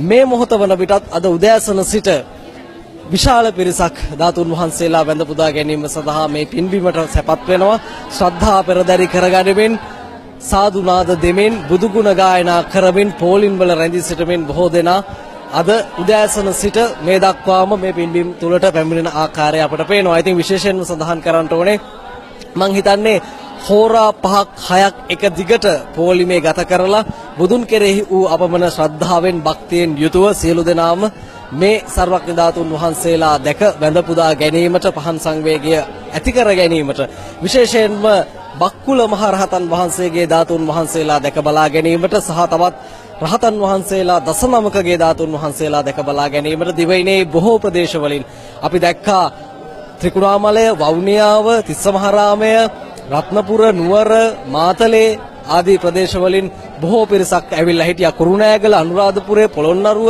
මේ ආදී ප්‍රදේශවලින් බොහෝ පිරිසක් ඇවිල්ලා හිටියා. ඉතින් විශේෂයෙන්ම සඳහන් කරන්න ඕනේ හොරණ දික්හේනපුර සීලසුව අරණ ගිලන් භික්ෂු මධ්‍යස්ථාන පින්බිමට ඔබත් එන්න. ඔබ වෙනුවෙන්ම සියලු පහසුකම් සපයා තිබෙනවා. විශේෂයෙන්ම අපි අතුරුගිරිය ශ්‍රී සදහන් පදනම පිළිබඳව කතා බහ කිරීමේදී ඒ වගේම කලමු ටෙලිවිෂන් අපි මේ සියලුම දේ සංවිධානය කරලා තිබෙනවා. ඔබට ආරාධනා කරනවා පැමිණෙන්න. ඒ වගේම තමයි බොහෝ පිරිසක් මේ ස්ථානයේ තාමත් ධාතුන් වහන්සේලා වැඳ පුදා ගැනීමේ කටයුතුවේ නිරත වෙනවා. ඉතින් ඔය අතරේ ධාතුන් වහන්සේලා නරඹන්නට වැඳ පුදා ගන්නට මේ ස්ථානයට පැමිණි බොහෝ පිරිසක් අතුරින් අපි කතා බහ කරන්න හේතුවා. මහත්මයෙක් ඉන්නවා ඔබතුමා එක්ක අපි කතා බහ කරන්න හේතුවා. ඔබතුමාගේ නම කියන්න සහ මොන ප්‍රදේශයේ ඉඳලාද ආවේ? මම සුබුන් මම ආවේ වාද්දුවේ ඉඳලා. වාද්දුව ප්‍රදේශයේ ඉඳලා ඒ කියන්නේ මේ වැඩි දුරකුත් නැහැ. නමුත් මේ පොලිමට එකතු වුණේ කොයි වෙලාවෙ වගේද? මීට පැය කීයකට විතර කලින්ද පොලිමට එකතු වුණේ? පැය 3කට විතර කලින්. ඉතින් ඔව් මට කියන්න දැන් මේ සර්වඥ ධාතුන් වහන්සේලා දැක බලා ගන්න ලැබුණ සර්වඥ කේශ ධාතුන් වහන්සේලා ඒ වගේම තමයි බක්කුල මහරහතන් වහන්සේගේ ධාතුන් වහන්සේලා හිතට මොන වගේ දෙයක්ද දැනෙන්නේ? මොන වගේ තත්වයක්ද ඔබ මේ දේවල් දැකලා සිතට දැනුනේ කියලා අපි කියමු. ඔව් ඇත්තටම මේ පතිරූපදේශ වාසයක අපි හම්බෙලා තියෙනවා අපිට බුදුහාමුදුරන්ගේ අපේ නිර්මල බුදුදහම දැනට ශ්‍රී ලංකාවේ තියෙනවා. ඉතින් අපිට ඇත්තටම අපි ගොඩාක් පින් කරලා තියෙනවා සර්වඥ ධාතුන් වහන්සේලා වන්දනා කරගන්න. ඇත්තටම ඥානදීප අපේ ස්වාමීන් වහන්සේටත් මේක ඇත්තටම උන්වහන්සේ නිවන් දකින්න ඕන මේ ලොකුම පින් තමයි කරගන්නේ උන්වහන්සේ. ඔබතුමාගේ මම මෙහෙම අහන්නම් දැන් දිවයිනේ බොහෝ පිරිස් පැමිණෙනවා මේ ස්ථානයට. ඉතින් ඔබතුමාට ආරාධනා කරන්න පුළුවන් මේ කලමු ටෙලිවිෂන් නරඹන සියලු දෙනාටම එන්න පැමිණෙන්න මේ ස්ථානයට කියලා ඔබතුමාගේ හදින්ම කියමු අපි. ඔව් මත් කියන්නේ සෑහෙන සෙනගක් ඉන්නවා. ඉතින් මේ උතුම් පුණ්‍ය කර්මයට සහභාගී වෙන්න කියලා මම මුළු ශ්‍රී ලංකාව වාසී හැමෝටම ආරාධනා කරගන්නවා. මොකද සෑහෙන කාලයකට මේ වගේ සෑහෙන කාලෙකින් හම්බෙච්ච ලොකු වාසනාවන්ත කර්තව්‍යයකට සහභාගී වෙන්න එක සෑහෙන ලොකු පිනක් කියලා මම හිතනවා. බොහොම ස්තුතියි ඔබතුමාට. අපි තවත් කතා බහ කරමු තව කිහිප පළක් එක්කම. ඉතින් මේ තවත් කෙනෙක් ඉන්නවා අපිත් එක්ක කතා කරන්න ධාතුන් වහන්සේලා වැඳ පුදා ගන්න මේ ස්ථානයට ඇවිල්ලා. ඔබතුමා එක්කත් අපි කතා බහ කරන්න සූදානම්. මට නම කියන්න කොහේ ඉඳලාද ආවේ? ඔය ගහලා නිකන් කැලුම් කණේ ගෙදර. කැලුම් මහත්මයා එතකොට දැන් උදෑසන කීයටද අද දවසේදී තමයි මම හිතන්නේ පොලිමට සම්බන්ධ වෙන්නේ නැත්නම් දැන් පැය කීයක් විතර පොලිමේ ඉන්නවද? පැය 9ක් විතර පාන්දරාවක. ඉතින් කියන්න දැන් මේ ගල්ලිගමුවේ ඥානදීප ස්වාමීන් වහන්සේගේ මේ වැඩපිළිවෙල සම්බන්ධයෙන් මම හිතන්නේ උන්වහන්සේගේ දේශනාවලට සවන් දෙනවා වෙන්න ඕනේ ඔබතුමත්. ඉතින් මේ වැඩපිළිවෙල ගැන බක්කුල මහරහතන් වහන්සේගේ ධාතු තැන්පත් කරලා ඉදිවෙන මේ චෛත්‍ය ගර්භය ඇතුලේ මේ පහතමාලේ අපි ඉන්නේ. ඒ වගේම තමයි සීල සුවර්ණ ගිලන් භික්ෂු මධ්‍යස්ථානයේ පිහිටලා තියෙනවා මේ භූමියේම මේ ගල්ලිගමුවේ ඥානදීප අපේ නායක හමුදුරුවන්ගේ මේ වැඩපිළිවෙල ගැන ඔබතුමා මොන වගේ අදහසක්ද දරන්නේ? ලොකු පුණ්‍ය කර්මයක් ස්වාමීන් වහන්සේ කරන්නේ. මෙවැනි ස්වාමීන් වහන්සේකමක් නිතරමට තරම් වටිනවා යහ ස්වාමීන් වහන්සේ. මේ ස්වාමීන් වහන්සේට නිදුක් නිරෝගී භාවය ලැබිලා තව තවත් මේ වගේ විශාල වැඩ කොටසක් කරගන්න හැකියාව ලැබෙන්න කියලා ප්‍රාර්ථනා කරනවා. ඒ වගේම මේ ඥානදීප ස්වාමීන් වහන්සේ මේ භවයේදීම නිවන් දකීවා කියලා ප්‍රාර්ථනා කරනවා. ඒ තරම් බොහොම පිං ඔබතුමාට බොහොම ස්තුතියි. නිරන්තරයෙන්ම කලඹු ටෙලිවිෂන් එකේ එකතු වෙලා ඉන්න කියලා ඔබතුමාට ආරාධනා කරනවා. ඉතින් අපි සූදානම් වෙන්නේ බොහෝ පිරිසක් එක්ක කතා බහ කරන්න. ඔබට පෙනෙනවා ඇති බොහෝ පිරිසක් පෝලිං වල ඉන්නවා. අපිට ඉඩ ප්‍රස්තාව ලැබෙන විදිහට පිරිස එක්ක කතා බහ කරන්නයි සූදානම්ෙන් ඉන්නේ. අම්මා කෙනෙක් ඉන්නවා කතා බහ කරන්න. අපි අම්මත් එක්ක කතා කරමු. එන්නම් මේ නම කියලා කතා බහ කරමු. මේ පැත්තට හැරෙන්න. අපි නම කියමු. කොහේ ඉඳලාද ආවේ? මම වැල්ලම්පිටියේ මේගොඩ කොල්නාවෙන් ඉඳලා ආවේ. මගේ නම කුමුදිනී. මේ අපි මේ දැන් උදේ පාන්දර 7ට විතර ආවේ. මේ වන්දනා කරගෙන මේ කරන ඉවර වෙනකොට දැන් මේ ගොඩක් රැ වෙලා. ඉතින් මේ කලම්බු ටීවී මේ ආයතනය කරන මේ ලොකු සත්කාරයට ගොඩාක් පිං. මේ ගලිගමේ හාමුදුරුවෝ කරන මේ සත්කාරයත් ගොඩාක් අපි අගය කරන ගොඩාක් පිං. ඉතින් මේ දැනෙන සතුට කියලා නිම කරන්න බෑ. මොකද සර්වඥ ධාතුන් වහන්සේලා සියසින් දැක බලා ගැනීමට හිම ලේසියෙන් අවස්ථාව උදා වෙන්නේ නැහැ. ඉතින් අම්මටත් බොහොම පිං. අපි එකතු වුණාට බොහොම ස්තුතියි. අපි බොහෝ දේවල් කතා බහ කරන්න සූදානම් වෙනවා. මේ පිරිසගේ අදහස් විමසා බලන්න අපි සූදානම් වෙනවා. අපි ඔබට ආරාධනා කරනවා හෙට දවසක් තියෙනවා. හෙට දවස වගේම තමයි 21 වෙනිදා පූජ්‍ය ගලිගමුවේ ඥානදීප ස්වාමීන් වහන්සේගේ ජන්මදිනය. එදාටත් සුවිශේෂී වැඩ කටයුතු රැසක් මේ පින්බිමේ සිට සිද්ධ වෙනවා. ඒ දේවල් එක්කත් ඔබට එකතු වෙන්න කියලා කලම් ටෙලිවිෂන් නරඹන ඔබ සියලු දෙනාටම අපි ආරාධනා කරනවා. ඔය අතර වාරයේදී මේ වෙලාවේ ගෞරවනීය ස්වාමින් වහන්සේ නමක් අපිත් එක්ක සම්බන්ධ වෙනවා. උන්වහන්සේගේ අදහස් ඔබට කියන්නට අපේ හාමුදුරුවනේ අවසරයි. අපි ටිකක් කතා බහ කරමු. ඔබ වහන්සේ මොන ප්‍රදේශයේ ඉඳලාද වැඩම කළේ මේ ස්ථානයට? අපි රත්නපුර පනගම ආරණ්‍ය සේනාසනේ ඉඳලා. අපේ හාමුදුරුවනේ සර්වඥ ධාතුන් වහන්සේලා දැක බලා ගන්නට මං හිතන්නේ ඔබ වහන්සේත් එක්ක තව පිරිසක් මේ ස්ථානෙට පැමිණියාද? ඔව් විශාල පිරිසක් පැමිණියා. ඉතින් අපේ හාමුදුරුවන් වහන්සේ බොහොම කල්යාණ මිත්‍යානන් වහන්සේ නම අපිත් එක්ක පුදුමාකාර විදිහට සහසම්බන්ධ වෙලා ආගමික කටයුතු සිද්ධ කරනවා. ඉතින් උන්වහන්සේගේ ජන්මදිනයේ නිමිති කරගෙන මේ ධාතුන් වහන්සේලා වන්දනාමාන කරලා ශාසනයට කරන මේ මෙහෙවර උන්වහන්සේට නිරෝගී සම්පන්නිය දීර්ඝායු සම්පන්නිය තමයි අපි ප්‍රාර්ථනා කරන්නේ. මෙවැනි කටයුතු තව තව කරගන්න ශක්තිය ධෛර්යය ලැබෙන්න කියන ආශිර්වාදයේ මේ උන්වහන්සේට සම්බුද්ධ ශාසනය වෙනුවෙන් අපි ආශිර්වාද කරනවා. ඉතින් අපේ පනගම ආරණ්‍ය සේනාසනයටත් උන්වහන්සේ වැඩම කළා තියෙනවා. උන්වහන්සේ කල්යාණ මිත්‍යානන් වහන්සේ නමක්. ඉතින් උන්වහන්සේලා වගේ ශාසනික ස්වාමින් වහන්සේලා යලි මේ ශාසනය තුළ පහළ වෙන්න කියන ආශිර්වාදය අපි උන්වහන්සේට ආශිර්වාද කරනවා. ඒ වගේම තමයි අපේ හාමුදුරනේ මට ඔබ වහන්සේගෙන් මෙහෙම අහන්න හිතුණා. දැන් විශේෂයෙන්ම සීල සුව අරණ ගිලන් භික්ෂු මධ්‍යස්ථානයේ ඔබ වහන්සේත් ගරුතර ස්වාමීන් වහන්සේ නමක් විදිහට පූජ්‍ය ගලිගමුවේ ඥානදීප ස්වාමීන් වහන්සේගේ මේ සංකල්පය පිළිබඳව මේ නිර්මාණය පිළිබඳව දැන් ලබන 21 වෙනිදා තවත් විවෘත කිරීමක් සිද්ධ වෙනවා. මේ ගිලන් භික්ෂුන් වහන්සේලාට මේ කරලා තිබෙනා වූ මේ උදාර කටයුත්ත පිළිබඳව ඔබ වහන්සේත් ස්වාමීන් වහන්සේ නමක් විදිහට කොයි විදිහටද දකින්නේ? ඇත්තටම මෑත භාගයේ මුන්වහන්සේලා වගේ ස්වාමීන් වහන්සේ නමක් මේ ශාසනයට පහළ වීම ඒ වගේම මව්දෙමව්පියෝ බිහි කිරීම මහ භාග්‍යයක්. ස්වාමීන් වහන්සේ නමක් වශයෙන් අපි ආරණ්‍ය වාසී ස්වාමීන් වහන්සේලා බොහෝ පිරිසක් ඉන්නවා. වෙලාවකට බෙහෙතක් හේතක් ගන්න විදිහක් නෑ. ඒ වගේම ගිලන් වුණාට පසුව අපුපස්ථාන ලබන්න තැනක් නෑ. ඉතින් ඒ අවස්ථාවේ අපේ ගලිගමුවේ ඥානදීප වගේ ස්වාමීන් වහන්සේ නමක් මෙවැනි උදාරතර වූ ශාසනික කටයුත්තක් කිරීම ඇත්තටම මහා ආගයක්, මහා අපිටත් ලොකු ශක්තියක්. ඒ වගේම ගිලන් වූ ස්වාමීන් වහන්සේලා වෙනුවෙන් කරන ලද සේවය අපි අගය කළ දකිනවා. ස්වාමීන් වහන්සේ නමක් වශයෙන් මා දකින ඊ타ත්ම වැදගත් පුණ්‍ය කර්මයක් කියන එක මම සඳහන් කරනවා. අපේ හාමුදුරුවනේ අවසාන වශයෙන් මම ඔබ වහන්සේගෙන් අහනවා මෙහෙම. දැන් අපේ රටේ ඉඳලා අපේ රටේ බොහෝ පිරිසක් මේ අවස්ථාවට මේ සර්වඥ ධාතුන් වහන්සේලා වැද පුදා ගන්න පැමිණෙනවා. ඇතැම් විට පෝලිං වල පැය 5ක් 6ක් ගත කරන්න සිද්ධ වෙනවා. නමුත් ඔබ වහන්සේට ඇති වචනයක් නෑ කියන්න මේ ශ්‍රද්ධා භක්තිය ඇති කරගන්න සමහර විට හිතට කේන්තියක් දැනෙන්න පුළුවන් මේ අවුරශ්මියත් එක්ක මේ 10ත් එක්ක. එහෙම නෙවෙයි අපි මේ පොලිමේ ගත කරන්න ඕනේ මෙන්න මේ විදිහට, මේ ස්ථානයේ වැඳ පුදා ගන්න ඕනේ මෙන්න මේ විදිහට කියලා ඔබ වහන්සේගේ දෙසුමක් අපි බලාපොරොත්තු වෙනවා. තාවතක් ගොඩ නැගුවා. කොතරම් උත්තරීතරද මේ මහරහත් භාවය කියන කාරණේ. අද මේ පුණ්‍ය භූමියේදී සදැහැති තනන් ඒ උතුම් ධාතුන් වහන්සේලා වඳින විට මේ කාරණා සිහිපත්ව තබා ගැනීම මේ තබන හැම පියවරකම තිබෙන වටිනාකමත් එක්ක කොතෙක් වැදගත්ද. අපි හැමදෙරේ අපි මේ පුණ්‍යවන්ත භූමියට එන පිරිසට ඒ කාරණා පිළිබඳ පැහැදිලි කිරීමකින්ම සාකච්ඡාවට ප්‍රවේශය ගනිමු.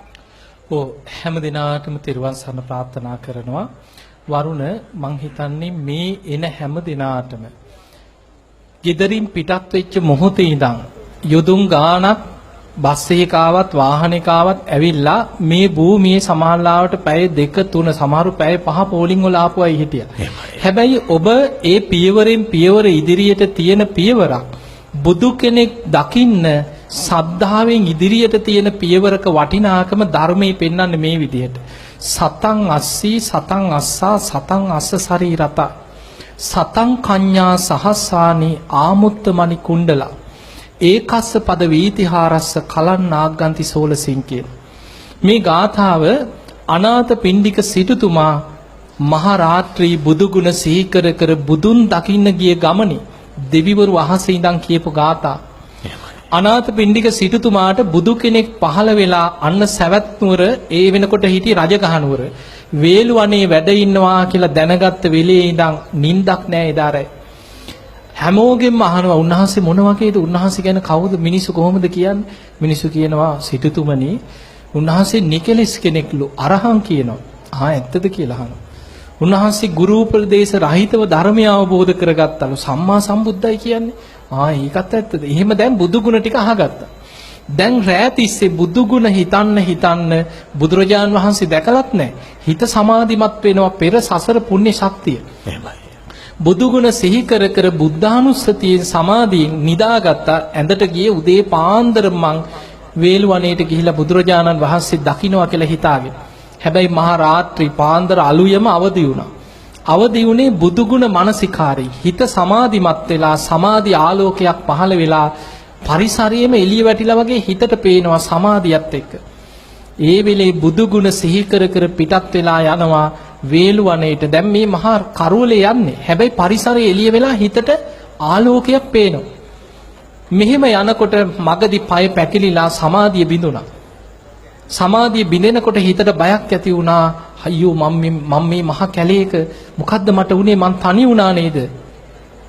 ඒ බයස් හිතට එනකොටම දෙවිවරු අහසේ ඉඳන් ඔය ගාතාව කියනවා. සතං අස්සී සතං අස්සා සතං අස්ස ශරීරත සතං කඤ්ඤා සහස්සානි ආමුත්ත මණි කුණ්ඩලා ඒකස්ස පද වීතිහාරස්ස කලන්නාග්ගන්ති සෝලසි. මේකේ තේරුම තමයි සූසැට බරණින් සරසකු ඇත්තු ලක්ෂයක්, අස්සයන් ලක්ෂයක්, අස්ස රත ලක්ෂයක්, කන්‍යාව ලක්ෂයක් මේ තරම් දේවල් ලැබුණත්, මොකද දැන් අදටත් හිතන්න වරුණ රටකින් රටකට දෙන ගෞරවනීය තෑග්ගක් හැටියට අපිට ලැබිලා තියෙන ඇත්තු. දැන් අපි ගත ඉන්දියාවෙන් ලැබෙන ඇතෙක් අපි ඉන්දි රාජා කියනවා. බුරුමෙන් ලැබෙනවා බුරුම රාජා කියනවා. එතකොට මේ වගේ රටකින් රටකට අදටත් ගෞරවනීය තෑග්ගක් හැටියට ඇත්තු දීලා තියෙනවා. ඒ කාලේ දීලා තියෙන්නේ ආභරණ පුරවලා. සූසැට බරණින් ආභරණ පුරෝපු හස්තියෙක් රජ කෙනෙක් තව රජ කෙනෙකුට තෑග්ගක් හැටියට දෙනවා. ඒ කාලේ අන්තපුරවලට තමන්ගේ ශාස්ත්‍රීය රාජකීය කුමාරිකාවරු හුමාරු කරගන්න ක්‍රමයක් රජවරු අතර තිබුණා.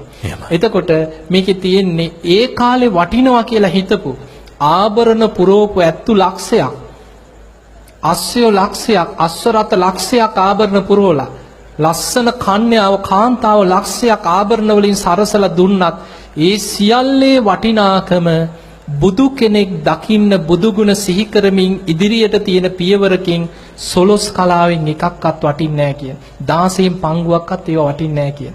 එතකොට අපි මේ ඔබ හිතන්න පිනේ වටිනාකම ගත්තොත් බුදු ගුණ සිහි කරගෙන ඉදිරියට තබන පියවරක වටිනාකම මෙපමණයි කියලා පින වටිනාකමකින් මැනලා අවසන් කරන්න බෑ. ඒ නිසා ඔබ මේ ධාතුන් වහන්සේලා වන්දනා කරන්න ඉන ගමනේ පියවරෙන් පියවර බුදුන් දකින්න යනවා. බුදුරජාණන් වහන්සේ දැසින් දකින්න යනවා කියන ශ්‍රද්ධාවෙන් බුදු ගුණ සිහි කර කර අපිට පේනවා වරුණ සමහර අම්මලා මේ ළඟට එනකොට බුදු ගුණ ටික කියාගන්න බෑ. පපුවේ මහන්සිය හතිය පපුව අල්ලගෙන අනේ ඉතිපිසෝ භගවා ඉතිපිසෝ භගවා කි කොහොම ශ්‍රද්ධාවනේ. එතකොට මිනිස්සු තුල මේ තරම් ශ්‍රද්ධාවක්. එතකොට මේ තරම් ශ්‍රද්ධාවක් මිනිස්සු තුල මත්ුනේ ඇත්තෙම මේ අපිව බලන්න එනව නෙමෙයිනේ. සීල සුවාරණ බක්කුල සෑය අපි ගොඩ නගන බව ඇත්ත. හැබැයි ඔබ මේ ඉන්නේ මේ ලංකාවේ නොයෙක් ප්‍රදේශ වලින් මල් අරගෙන සුවඳ දුම් පූජා ද්‍රව්‍ය අරගෙන ඉන්නේ බුදුහාඳුරෝ දකින්න. රහතන් වහන්සේලා දකින්න, බක්කුල මහරහතන් වහන්සේ දකින්න. ඒ උතුම් නික්ලේශී මහරහතන් වහන්සේලා දකින්න එන ගමන. ඒ නිසා මේ ගමනේ හිතට රැස් වෙන පින මෙපමණයි කියලා සීමා කරන්න බෑ. වරුණ දැන් මේ ධාතුන් වහන්සේලා වඩම්මද්දි.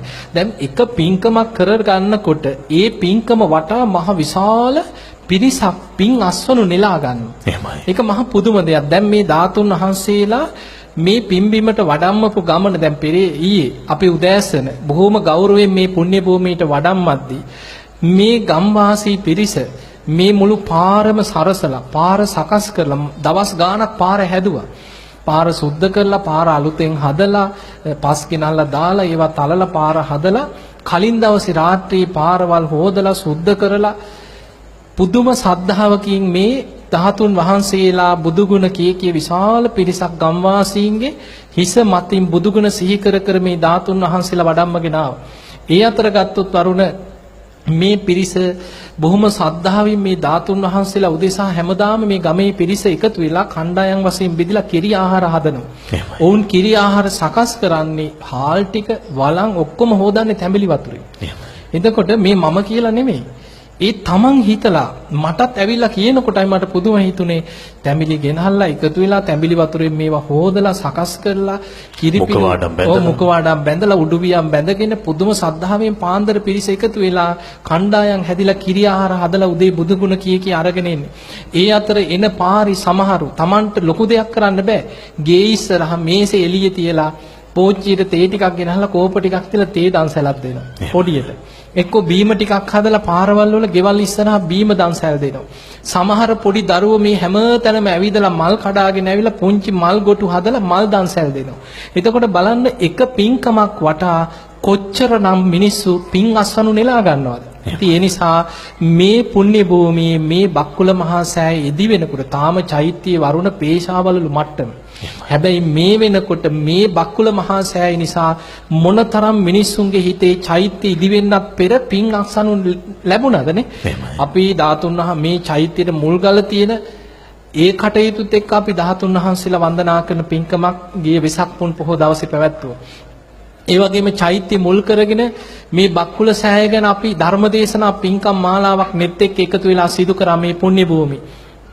ඒ වගේම මේ චෛත්‍ය වෙනුවෙන් ලෝකේ මං හිතන්නේ මෑත කාලේ මේ රජවරු හදපු පූජනීය චෛත්‍ය අද අපි බොහොම ශ්‍රද්ධාවෙන් ඒවා ඉතිහාස කතා ධාතුන් වහන්සේලා ගැන මහරහතන් වහන්සේලා ගැන කතා කර කර අපි ශ්‍රද්ධාව ඇති කරගන්නවා. නමුත් වරුණ වර්තමානයේ ඉදි වෙන මේ චෛත්‍ය අතර බක්කුල සෑය තරම් මේ වෙනකොට මිනිස්සුන්ගේ හිතට කාවැදිච්ච චෛත්‍යයක් වර්තමානයේ තාම මතුවේ තාම හැදිලා ජනතාව අතර නිතරම කතා වෙන බව මේ බක්කුල සෑය පිළිබඳ කතා වෙන මට්ටමකට ඇවිල්ලා තිබෙන්නේ අපේ හාමුදුරනේ. දැන් අපි ලංකාවේ කොතනට ගියත් බක්කුල සෑයට මොනවා හරි දෙයක් පූජා කරපැත තමයි අපිට දකින්නට ලැබෙන්නේ. ඔබ වහන්සේ දැන් ඊයේ මේ වැඩසටහන ආරම්භ කරලා මේ මහා පින්කම ආරම්භ කරලා සුළු වෙලාවක් යනකොට අපි දැක්කා ගොඩාක් දුර ඉඳලා ඇවිල්ලා මේ ගඩොල් ලොරියකුත් අරගෙන එන ගමනේ නිකන් එන්න හිතෙන්නේ නැහැ. මම දැක්ක අද දවසේ කිරිවානාගල් මේ අඹරලා පිටි වගේ හදාගෙන ගෙන ආපු පිරිස්. මේ වගේ මේ ලොකු හැඟීමකින් එන්නේ, ලොකු ඌමනාවකින් එන්නේ, ශ්‍රද්ධාවකින් එන්නේ. අපි බක්කුල සෑයේ කොටස්කාරය වෙනවා. කවදා හරි අනාගතයේදී අතීතය ගැන කතා කරනකොට, සිහි කල්පනා කරනකොට මේ බක්කුල සෑයට අපි දායක වුණා කියලා ලොකු හැඟීමක් ඒ අය තුළ තිබෙනවා. ඔව් ඇත්තටම වරුණ ඒ වගේ මේ ගල් කුඩු ඒ වගේම වැලි අද ගෙනාපු ඒවා කවර මං හිතන්නේ 30ක් විතර මගේ අතට දීපේවා මං අර මේ මේ අපේ කාර්යාලයේ එහා පැත්තේ තියලා තිබ්බා. ඒ ගෙනාපු අය සමහර අම්මලා ඒ ගල් ටික අරගෙන ගෙදර ගල් වංගෙඩිය අඹරලා තියෙනවා. කියන අනේ හාඳුනේ පිරිත් කිය තමයි කියන මේ වැලි ටික ඇඹරුවේ. අඹරලා ඒවා පිටි වගේ පෙනේරෙන් හැලුවා කියනවා. ඒ හලලා කවරය ලොකු දෙයක් ගේන්න බෑ. කිලෝ 1ක විතර ප්‍රමාණයක් අරගෙන මේ ඈත ඉඳන් ඇවිල්ලා අද පූජා කරලා යනවා චෛත්‍යයේ පිළිමයක් අමනකොට ඒකට හරි කියලා. එතකොට අපිට පේනවා මේ හැමෝම මේ චෛත්‍යයක් මුල් කරගෙන මොනතරම් මිනිස්සු පින් කරගන්නවා. අපිට අවශ්‍ය වෙච්ච දේ අපිට අවශ්‍ය උනේ ඕකයි හැමෝගෙම පින මතු කරන්නයි අපිට මේ දේ අවශ්‍ය වුනේ. ඉතින් ඒත් එක්ක වරුණ අද මේ වෙනකොට බක්කුල මහා සෑය අපි හිතුවට වඩා ලෝක පූජිත මහා සෑයක් බවට පත් වුණා. අපිට වර්තමානයේ අපිට පෙරේද අපි ලංකාවට වැඩම කරේ ඒ උතුම් තායිලන්තයෙන් අපිට ලැබිච්ච මේ මහා පූජනීය උත්තම 13 වහන්සේලා වඩම්මගෙන ඒ වගේම බුද්ධ ප්‍රතිමා වහන්සේලා අපිට 209කට ආසන්න ප්‍රමාණයක් ලැබුණා. හම්දුනේ කොහොමද තායිලන්තය ඔබ වහන්සේ කළ වැඩම කිරීමේදී එහිදී ලැබුණු ප්‍රතිචාරය පිළිබඳ විශේෂයෙන්ම අපි දැන් පහුගිය කාලෙම මේ අපේ ශ්‍රාවකයන්ට සිහිපත් කළා. තායිලන්තයේ අපේ හාමුදුරුවෝ වැඩම කරන්නේ බක්කුල සෑයට ධාතුන් වහන්සේලා වැඩමවන්නට. ඒ වගේම එහිදී පූජා වස්තුන් ලැබෙනවා කියන කාරණේ එහිදී විශේෂයෙන්ම මේ සංඝරාජ මාහිමිපාණන් වහන්සේගෙන් ලැබුණු දායකත්වයේ පිළිබඳව අපි සිහිපත් කරන්නට ඕන. බොහෝ දෙනා බොහොම කැමැත්තෙන් බොහොම අපේක්ෂාවෙන් ඉන්නේ තායිලන්තයේ වුණු සිදුවීම් පිළිබඳ අපිට නෙත් රේඩියෝවේ මේ ඔබ වහන්සේගේ තායිලන්ත සංචාරය තුලදී නැත්නම් වැඩම කිරීම තුලදී ඉන්පසුව කතා කරන්නට හැකියාවක් ලැබුණේ ඒ පිළිබඳ දැන කියා ගන්නට. ඔව් ඇත්තටම වරුණ ගත්තොත් දැන් මම තායිලන්තයේ අවස්ථා ගණනාවකදී තායිලන්තයට වැඩම කරලා තියෙනවා. අපි ඉතින් කණ්ඩායම් එක්ක ගිහිල්ලා ස්ථාන දැකලා සාමාන්‍යයෙන් අපි ඔය අනිත් අටම ස්ථාන වන්දනා කරලා යන පිරිසක් වගේ ගිහිල්ලා වැඳලා තමයි ආවේ. හැබැයි මේ වතාවේ අපි වැඩම කරේ මේ බක්කුල මහා සෑය වෙනුවෙන් ඒ රටේ ඒ ප්‍රධාන විහාරස්ථාන විශේෂයෙන් සංඝරාජ හාමුදුරන් වහන්සේ ඊළඟට ලෝකේ විශාලම බෞද්ධ භාවනා මධ්‍යස්ථානය වන ධම්මකාය මධ්‍යස්ථානයේ අපි මේවා දැනුවත් කරලා අපි මේ සියලු කටයුතු සංවිධානය කළ අපි සදහැවතුන් පිරිසක් එක්ක ගියේ මේ චෛත්‍ය වෙනුවෙන් පූජනීය නිදන් වස්තු අපිට ලබා දෙන්න කියලා. දැන් අපි ඇත්තටම වරුණ ධාතුන් වහන්සේලා අපිට පුළුවන් නම් දෙන්න කියන කාරණේ අපි ඉල්ලීමක් කරේ සංඝරාජ හාමුදුරන් වහන්සේගෙන් පමණයි. කලින් අපි ඒකත් ලිපි මාර්ගයෙන් අපි දැන්වීමක් කරලා තිබුණේ. නමුත් අපි අනිත් ස්ථාන හැම එකකින්ම අපි කිව්වා අපිට චෛත්‍ය වෙනුවෙන් නිදන් වස්තු ඒ අය ගෞරවයෙන් තැන්පත් කරලා චෛත්‍ය ඉදි කරනකොට ඒ රටේ වැඳුම් පිදුම් කරන බුද්ධ ප්‍රතිමා වහන්සේලා සිරිපා සටහන් බුදුහාමුදුරුවෝ වෙනුවෙන් වැඳුම් පිදුම් කරන වටිනා දෙයක් අපිට දෙන්න. හැබැයි වරුණ අපි හිතුවට වඩා අපිට බුද්ධ ප්‍රතිමා වහන්සේලා විශාල ප්‍රමාණයක් නමුත් අපිට ලංකාවට ගේන්න පුළුවන් උනේ අපි එන ගමනේ කීපයයි. අද මේ ධාතුන් වහන්සේලා වඳින්න එන ගමන දැක බලා ගන්නට අපිට ලැබෙන්නේ කිහිපයයි. සම්බුද්ධ ප්‍රතිමා වහන්සේලා තව ප්‍රතිමා වහන්සේලා 100කට එහා ප්‍රමාණයක් නැව්ගත කරා. මොකද අපිට ගේන්න බෑ. ඒ විශාල ප්‍රතිමා වහන්සේලා රැසක් අපිට ලැබුණ චෛත්‍ය වෙනුවෙන්. ඒවා එනකොට මේ අරගෙන ඉන්න බැරි නිසා ඒවා තව මාසෙකින් විතර ලංකාවට නැව් මාර්ගයෙන් තමයි අපිට ගෙන්න ගන්න ලැබෙන්නේ. එවැනි ප්‍රතිමා වහන්සේලා විශාල ප්‍රමාණයක් අපිට ලැබුණා.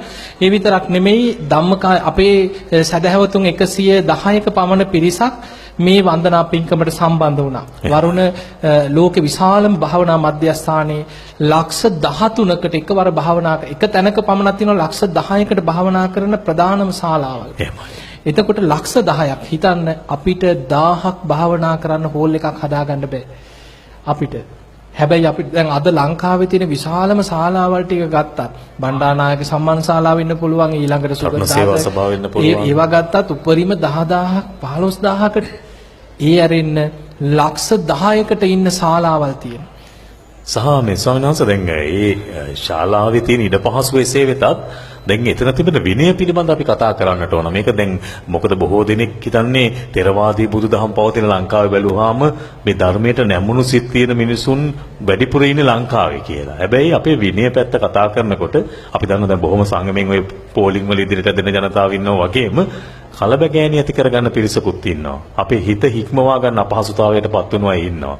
ඇත්තටම හාමුදුරනේ මේ තායිලන්තයේ එච්චර සෙනගක් නැත්නම් එච්චර භික්ෂුන් වහන්සේ සංඛ්‍යාවක් ගිහියන් සංඛ්‍යාවක් එකම තැනක එකම ශාලාවකට එකතු වුණා අර මීයට පිඹ වගේ සද්දයක්වත් නැතුව බොහොම නිශ්ශබ්ද ස්වභාවයක් පවතින. ඒ විනය පිළිබඳ තිබෙන ලොකු අපසරියක් ගොඩනගලා තිබෙනවා මේ ධම්මකාය බෞද්ධ මධ්‍යස්ථානයේ. ඔව් ඇත්තටම වරුණ ලංකාවේ භික්ෂුන් වහන්සේලා ගත්තොත් 25000ක 30000ක වගේ ප්‍රමාණයක් මුළු ලංකාවෙම සියලු නිකායවල එකතු කරත් ස්වාමීන් වහන්සේලා වැඩයි.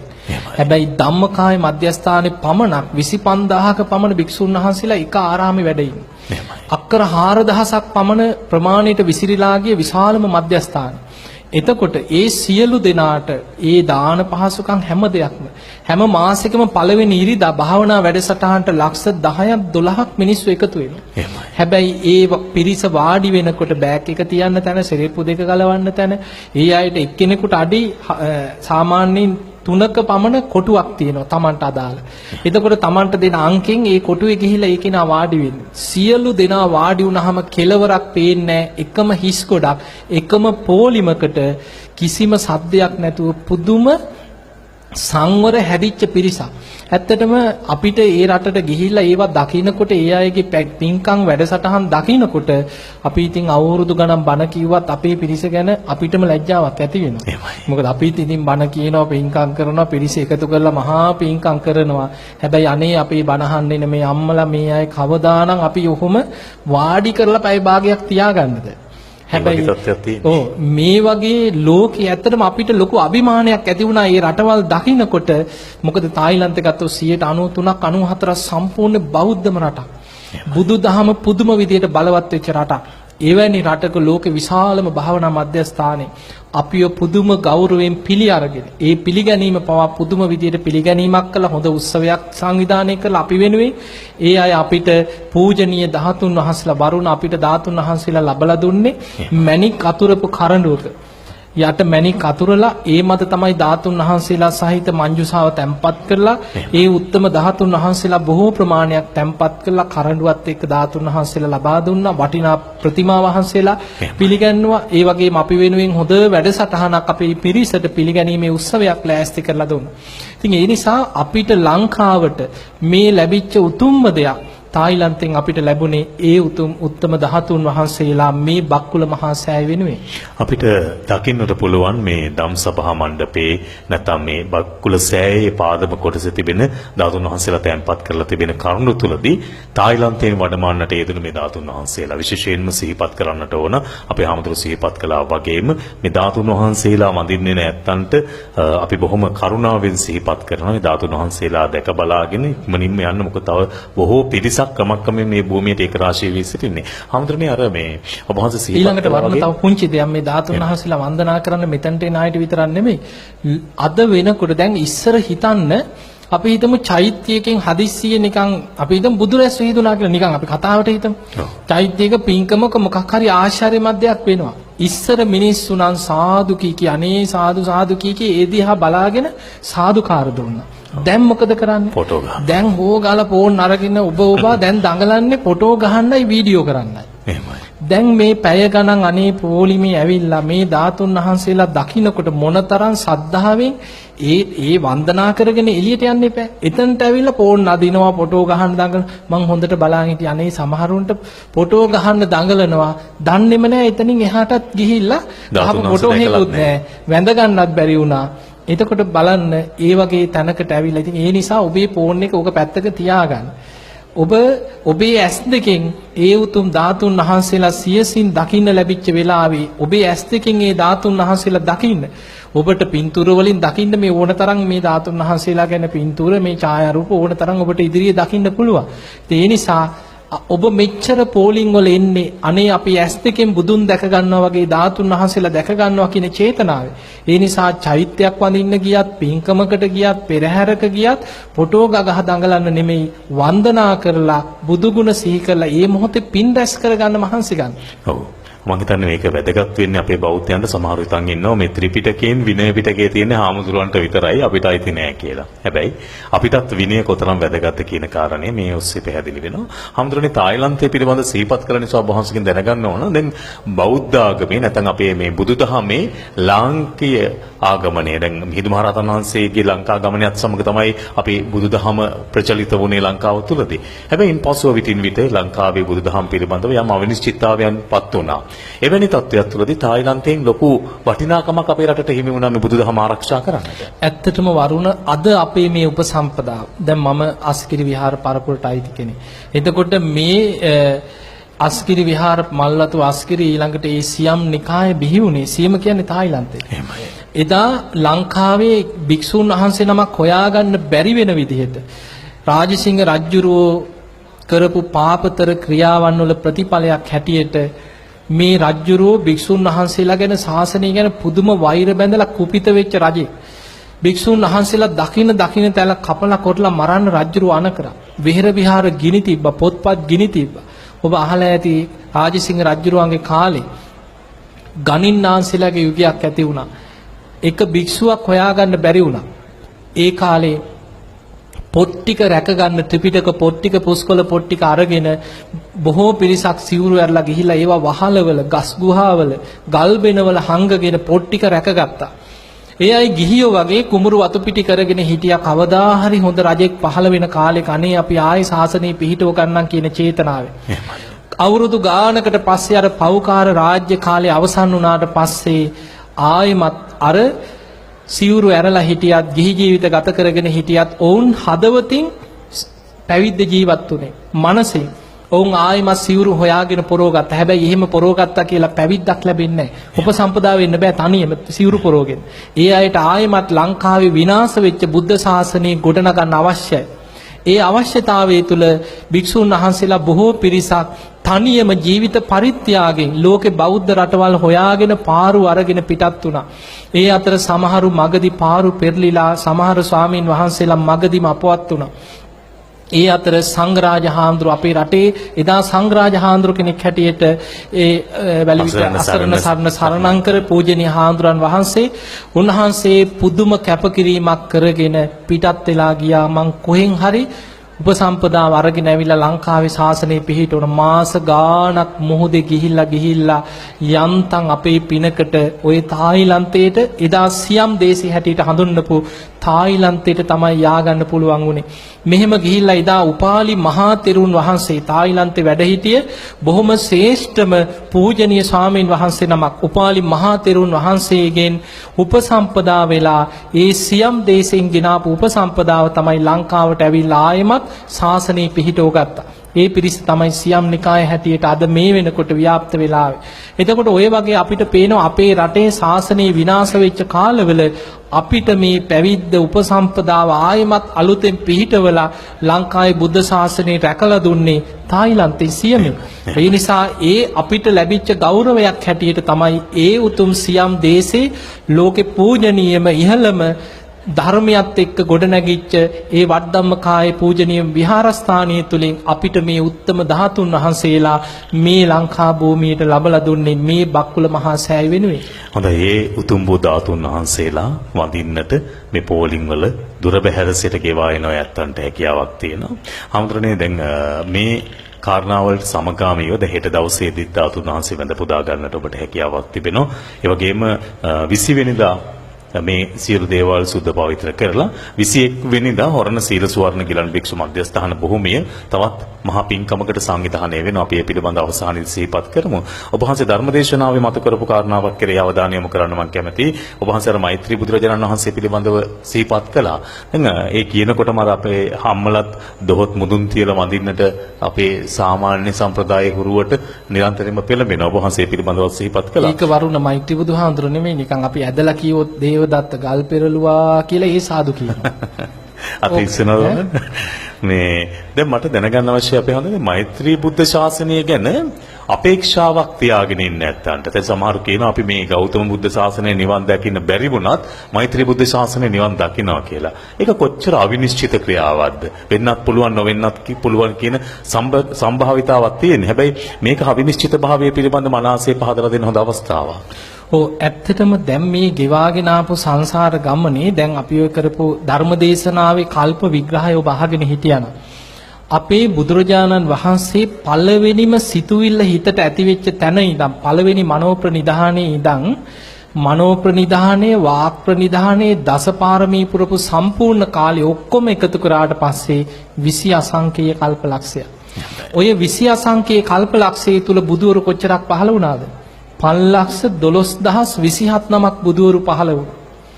හැබැයි ඒ බුදුරජාණන් වහන්සේලා අතරින් බොහෝ බුදුවරු අනියත විවරණ නෙමෙයි නියත විවරණ නෙමෙයි අනියත විවරණ දුන්නේ බෝසතාණන් වහන්සේ. අර පාරමී පුරපු සාරා සංකේය කල්පලක්ෂය තුල තමයි බුදුවරු 24 නමක් පහළ වුණේ. ඒ අයගෙන් විතරයි නියත විවරණ ලැබුණේ. දැන් ඔය 20 අසංකේය කල්පලක්ෂය තුල දැන් අතීතේ ගත්තොත් අපි ඉඳලා නැද්ද? අනමතග්ගෝ යම් භික්කවේ සංසාරෝ මහණෙනි මේ සංසාර ගමන අනවරාග්‍රයි. පුබ්බා කෝටි නපඤ්ඤායති මේ සත්‍යයේ පටන් ගත්ත කෙලවරක් හොයන්න බෑ කියනවා. ඉපදී ආපු සංසාර ගමනේ බුදුහාමුදුරන්ගේ අනමතග්ග සංයුක්තේ තියෙන උපමා කීපයක් තියෙනවා. එක පුද්ගලයෙක් මේ සංසාරේ එක කල්පයක් තුල අම්මවරුන්ගෙන් බීලා තියෙන කිරි ටික සතර මහා සාගරයේ ජලයට වඩා වැඩි කියන. බුදුරජාණන් වහන්සේ උපමාවකට පෙන්නනවා මේ මුළු දඹදිව් තලයේම තියෙන ගස් කපලා පුංචි නිකන් ඉරටු කෑලි වගේ ප්‍රමාණයට මේ ගස් පළලා වෙන් කරනවා. වෙන් කරලා කෙනෙක් මොකද කරන්නේ? කෑල්ලක් අයින් මේ මගේ තාත්තා.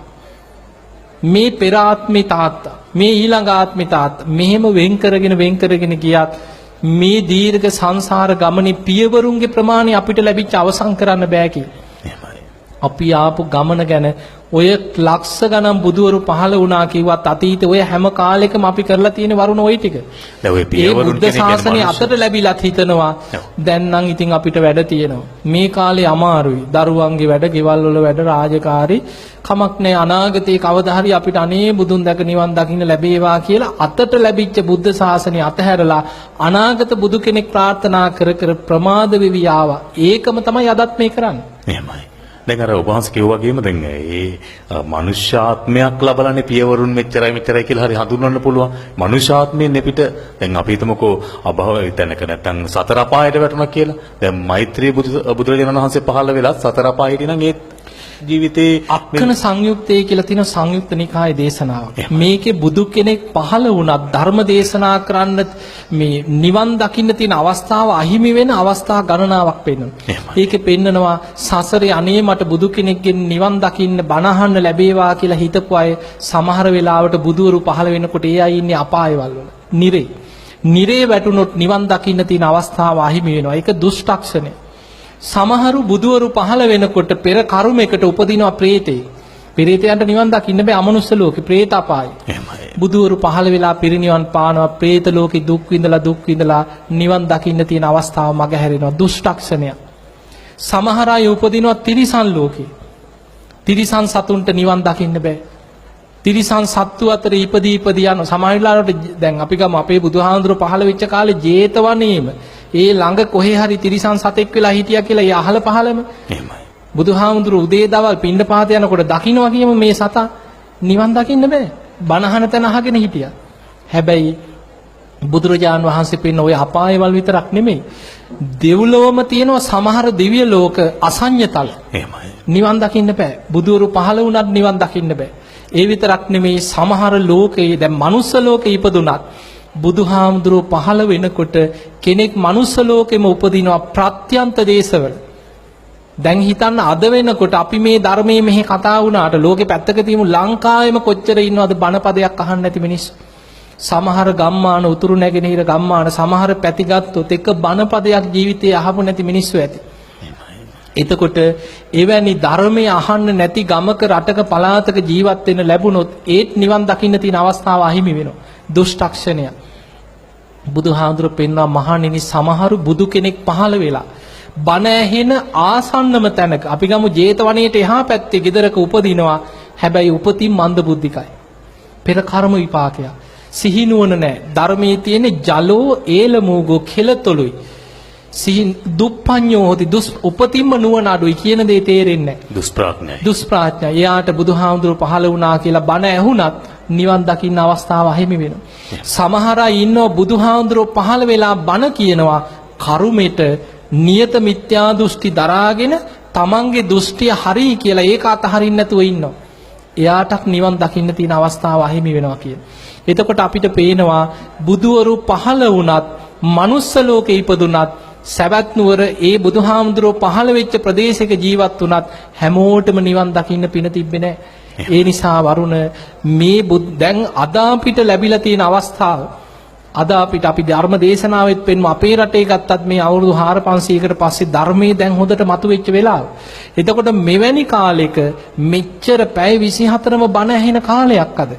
කොච්චර බණද දැන් බලන්න අපි නෙතරහ කරන පින්කම් ටික මේ අවුරුදු වල කරපු පින්කම් ටික. එහෙමයි. එතකොට මේ කරපු පින්කම් මේ ධර්ම දේශනා වැඩසටහන් භාවනා වැඩසටහන් පින්කම් මේ තරම් බණහලා මේ තරම් පින්කම් කරලා මේ අතටම ලැබිච්ච අවස්ථාවෙත් හිතනවා නම් කමක් නෑ අනාගතයේ ආයි මෛත්‍රී බුදුහාඳුරු පහළ වෙයිනේ. ඒ කාලේ හරි බැරියෑ කියලා හිතනවා කියන්නේ අතට ලැබිච්ච මණික බිම දා ගන්නවා වගේ වැඩක්. ඔව් ඒ වගේම මේ ධාතුන් වහන්සේ වඳින්නේ නැත්නම් බොහොම ශ්‍රද්ධාවෙන් වඳින්නේ ධාතුන් වහන්සේලා. ඒ වගේම සමහර අයගේ හිතේ තියෙනවා මේ හරියටම කේශ ධාතුන් වහන්සේද හරියටම සර්වඥ ධාතුන් වහන්සේද මේවා කොහොමද අපි මහරහතන් වහන්සේලාගේ ධාතුන් වහන්සේලා කියලා හරියටම තීරණය කරන්නේ. එහෙම සැකයකින් මෙතන ඇති ඔබ අතර ඇති එහෙම හිතෙන අය අපි හඳුරන්නේ අපි කොහොමද හිත හදාගෙන මේ කටයුත්තට මුහුණ දෙන්නේ. ඔව් ඇත්තටම එහෙම සැකේ දැන් අපිට සැකේ නැත්තේ අපි ධාතුන් වහන්සේලා ගැන ඉතිහාසය දන්න නිසා. අපි ධර්මයත් එක්ක ධාතුන් වහන්සේලා ගැන අවුරුදු ගාණක් පොත්පත් කියවලා අධ්‍යයනය කළ ධාතුන් වහන්සේලා ගැන සියලු දේවල් මූලාශ්‍ර දේශන ඒ සියලු තොරතුරු දන්න නිසා අපිට සැකයක් නැහැ. හැබැයි සැකෙන්ම බලන කෙනාගේ සැකේ අරින්න ක්‍රමයකුත් නැහැ. දැන් ඒක මේ වගේ දැන් අපි ගමු කෙනෙක් සද්ධාවෙන් බෝධීන් වහන්සේ නමකට බෝධි පූජාවක් තියෙනවා. තව කෙනෙක් එතනට ගිහිල්ලා කියනවා මූට පිස්සු මේ ගහකට වඳිනවා.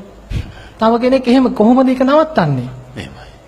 දැන් අපි බුද්ධ ප්‍රතිමා ශෛලමය බුද්ධ ප්‍රතිමා වහන්සේ නමකට අනේ මේ බුදුරජාණන් වහන්සේ කියලා අපි වඳිනවා බුද්ධ පූජාව තිනවා. තව කෙනෙක් එතනට ගිහිල්ලා කියනවා ඔය ගලක්නේ ගල් වලට වඳින්නේ පිස්සුනේ.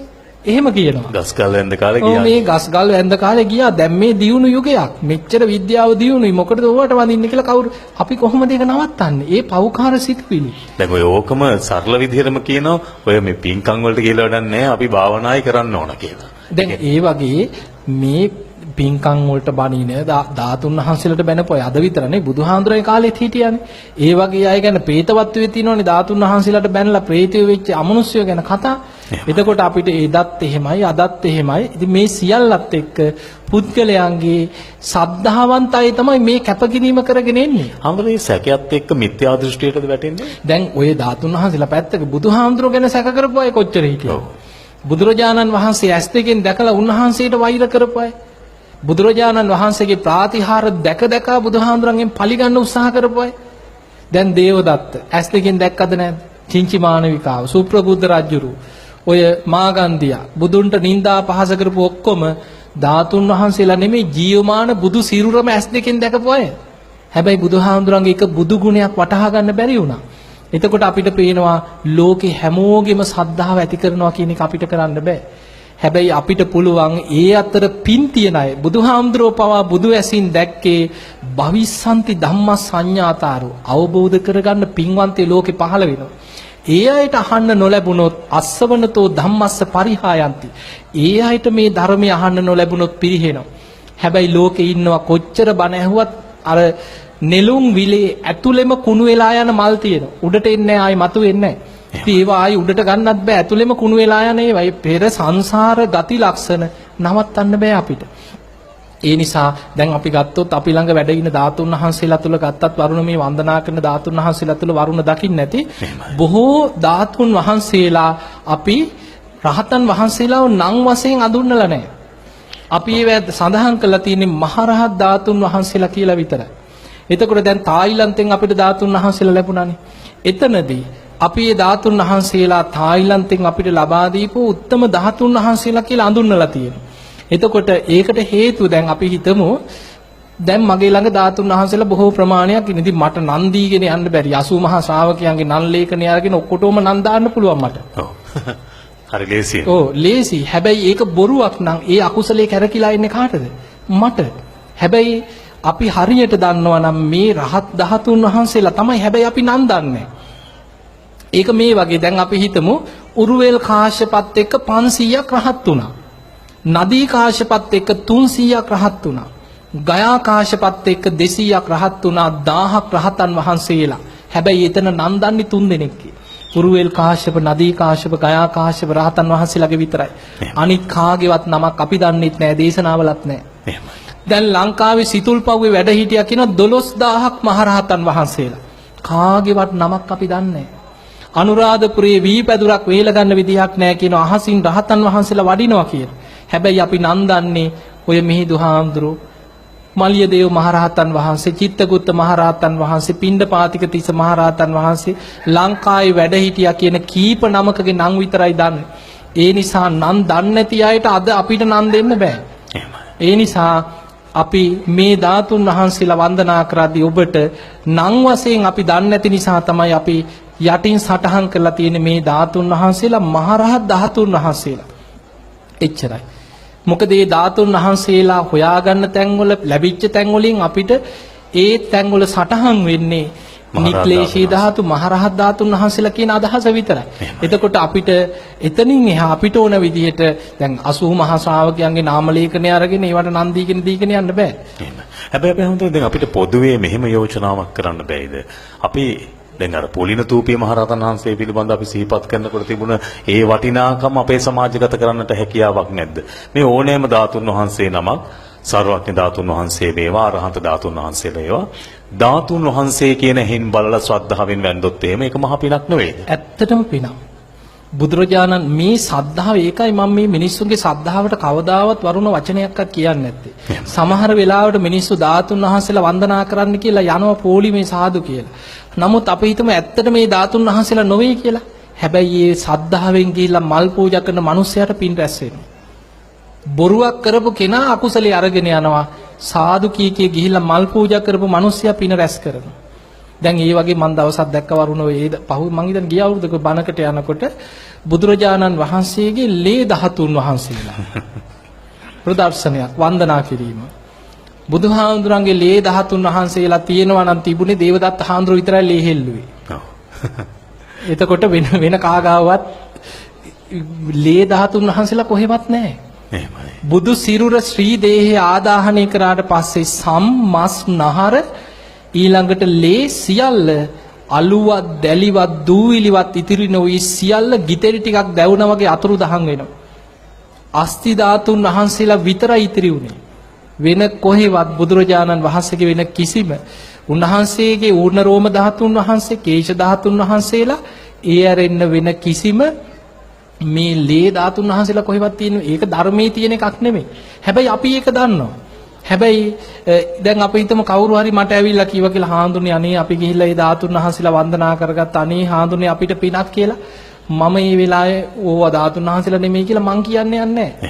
ඇයි මං එහෙම කරන්නේ? මේ මිනිස්යාගේ ශ්‍රද්ධාව නැති කරන්නේ. අපි දැනගත්තත් සමහර වෙලාවට ඒ පුද්ගලයාගේ පින ඔහු ඒ වෙලාවේ හිත හදා හැබැයි අර වැරදි දෙයක් කෙනෙකුට පෙන්නලා බොරුවක් කරා නම් එයා ඒ අකුසලයේ අරගෙන යයි. ඔව්.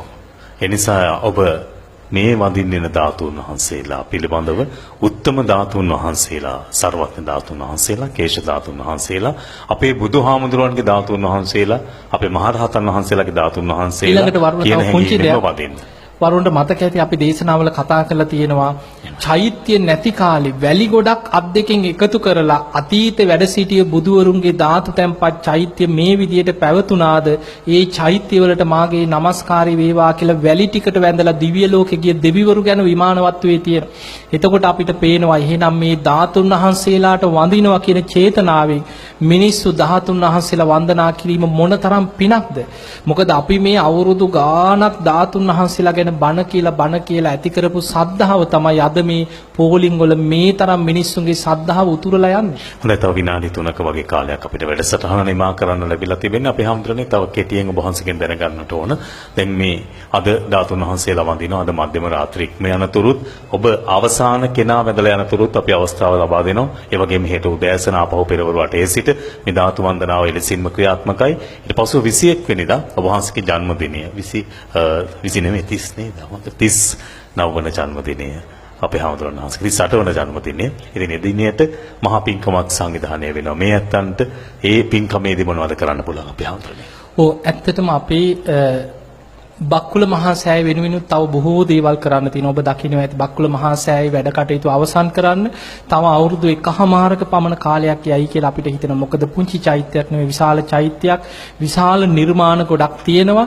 ඔබට ඔබේ ශක්ති පමණින් ඉදිරියේ ගඩොලකින් හරි සිමෙන්ති කොට්ටකින් හරි අඩු ගානේ ශ්‍රම දානකින් හරි පුළුවන් කෙනා මුදලකින් හරි ඔබට ශක්ති පමණින් සම්බන්ධ වෙන්න පුළුවන් බක්කුල සෑය වෙනුවෙන්. ඒ වගේම අපි ලබන 21 වෙනිදා පෙබරවාරි 21 වෙනිදා අපි ගිලන් භික්ෂුන් වහන්සේලා වෙනුවෙන් ඉදි කරපු ගිලන් කුටි 45කින් පමණ සමන්විත අංග සම්පූර්ණ ගිලන් ප්‍රතිකාර ගොඩනැගිල්ල අපි විවෘත කරලා ගිලන් ස්වාමීන් වහන්සේලා මේ ගොඩනැගිල්ලට ඇතුළත් කරමින් ප්‍රතිකාර කටයුතු මේ ගොඩනැගිල්ල ආරම්භ කරනවා. ඒ වගේම දවස පුරා ලේ දන් දීමේ පින්කමක්, රෝදපුටු කිහිලිකරු පරිත්‍යාග කිරීමේ පින්කම්, අසරණ පවුල් ගණනාවකට අපි ඒ ආහාර මළු පරිත්‍යාග කිරීම පින්කම්ම ගොඩක් තියෙනවා. ඉතින් පින්කම්ම තමයි ඉතින් ජීවිතේම පින්කම් තමයි.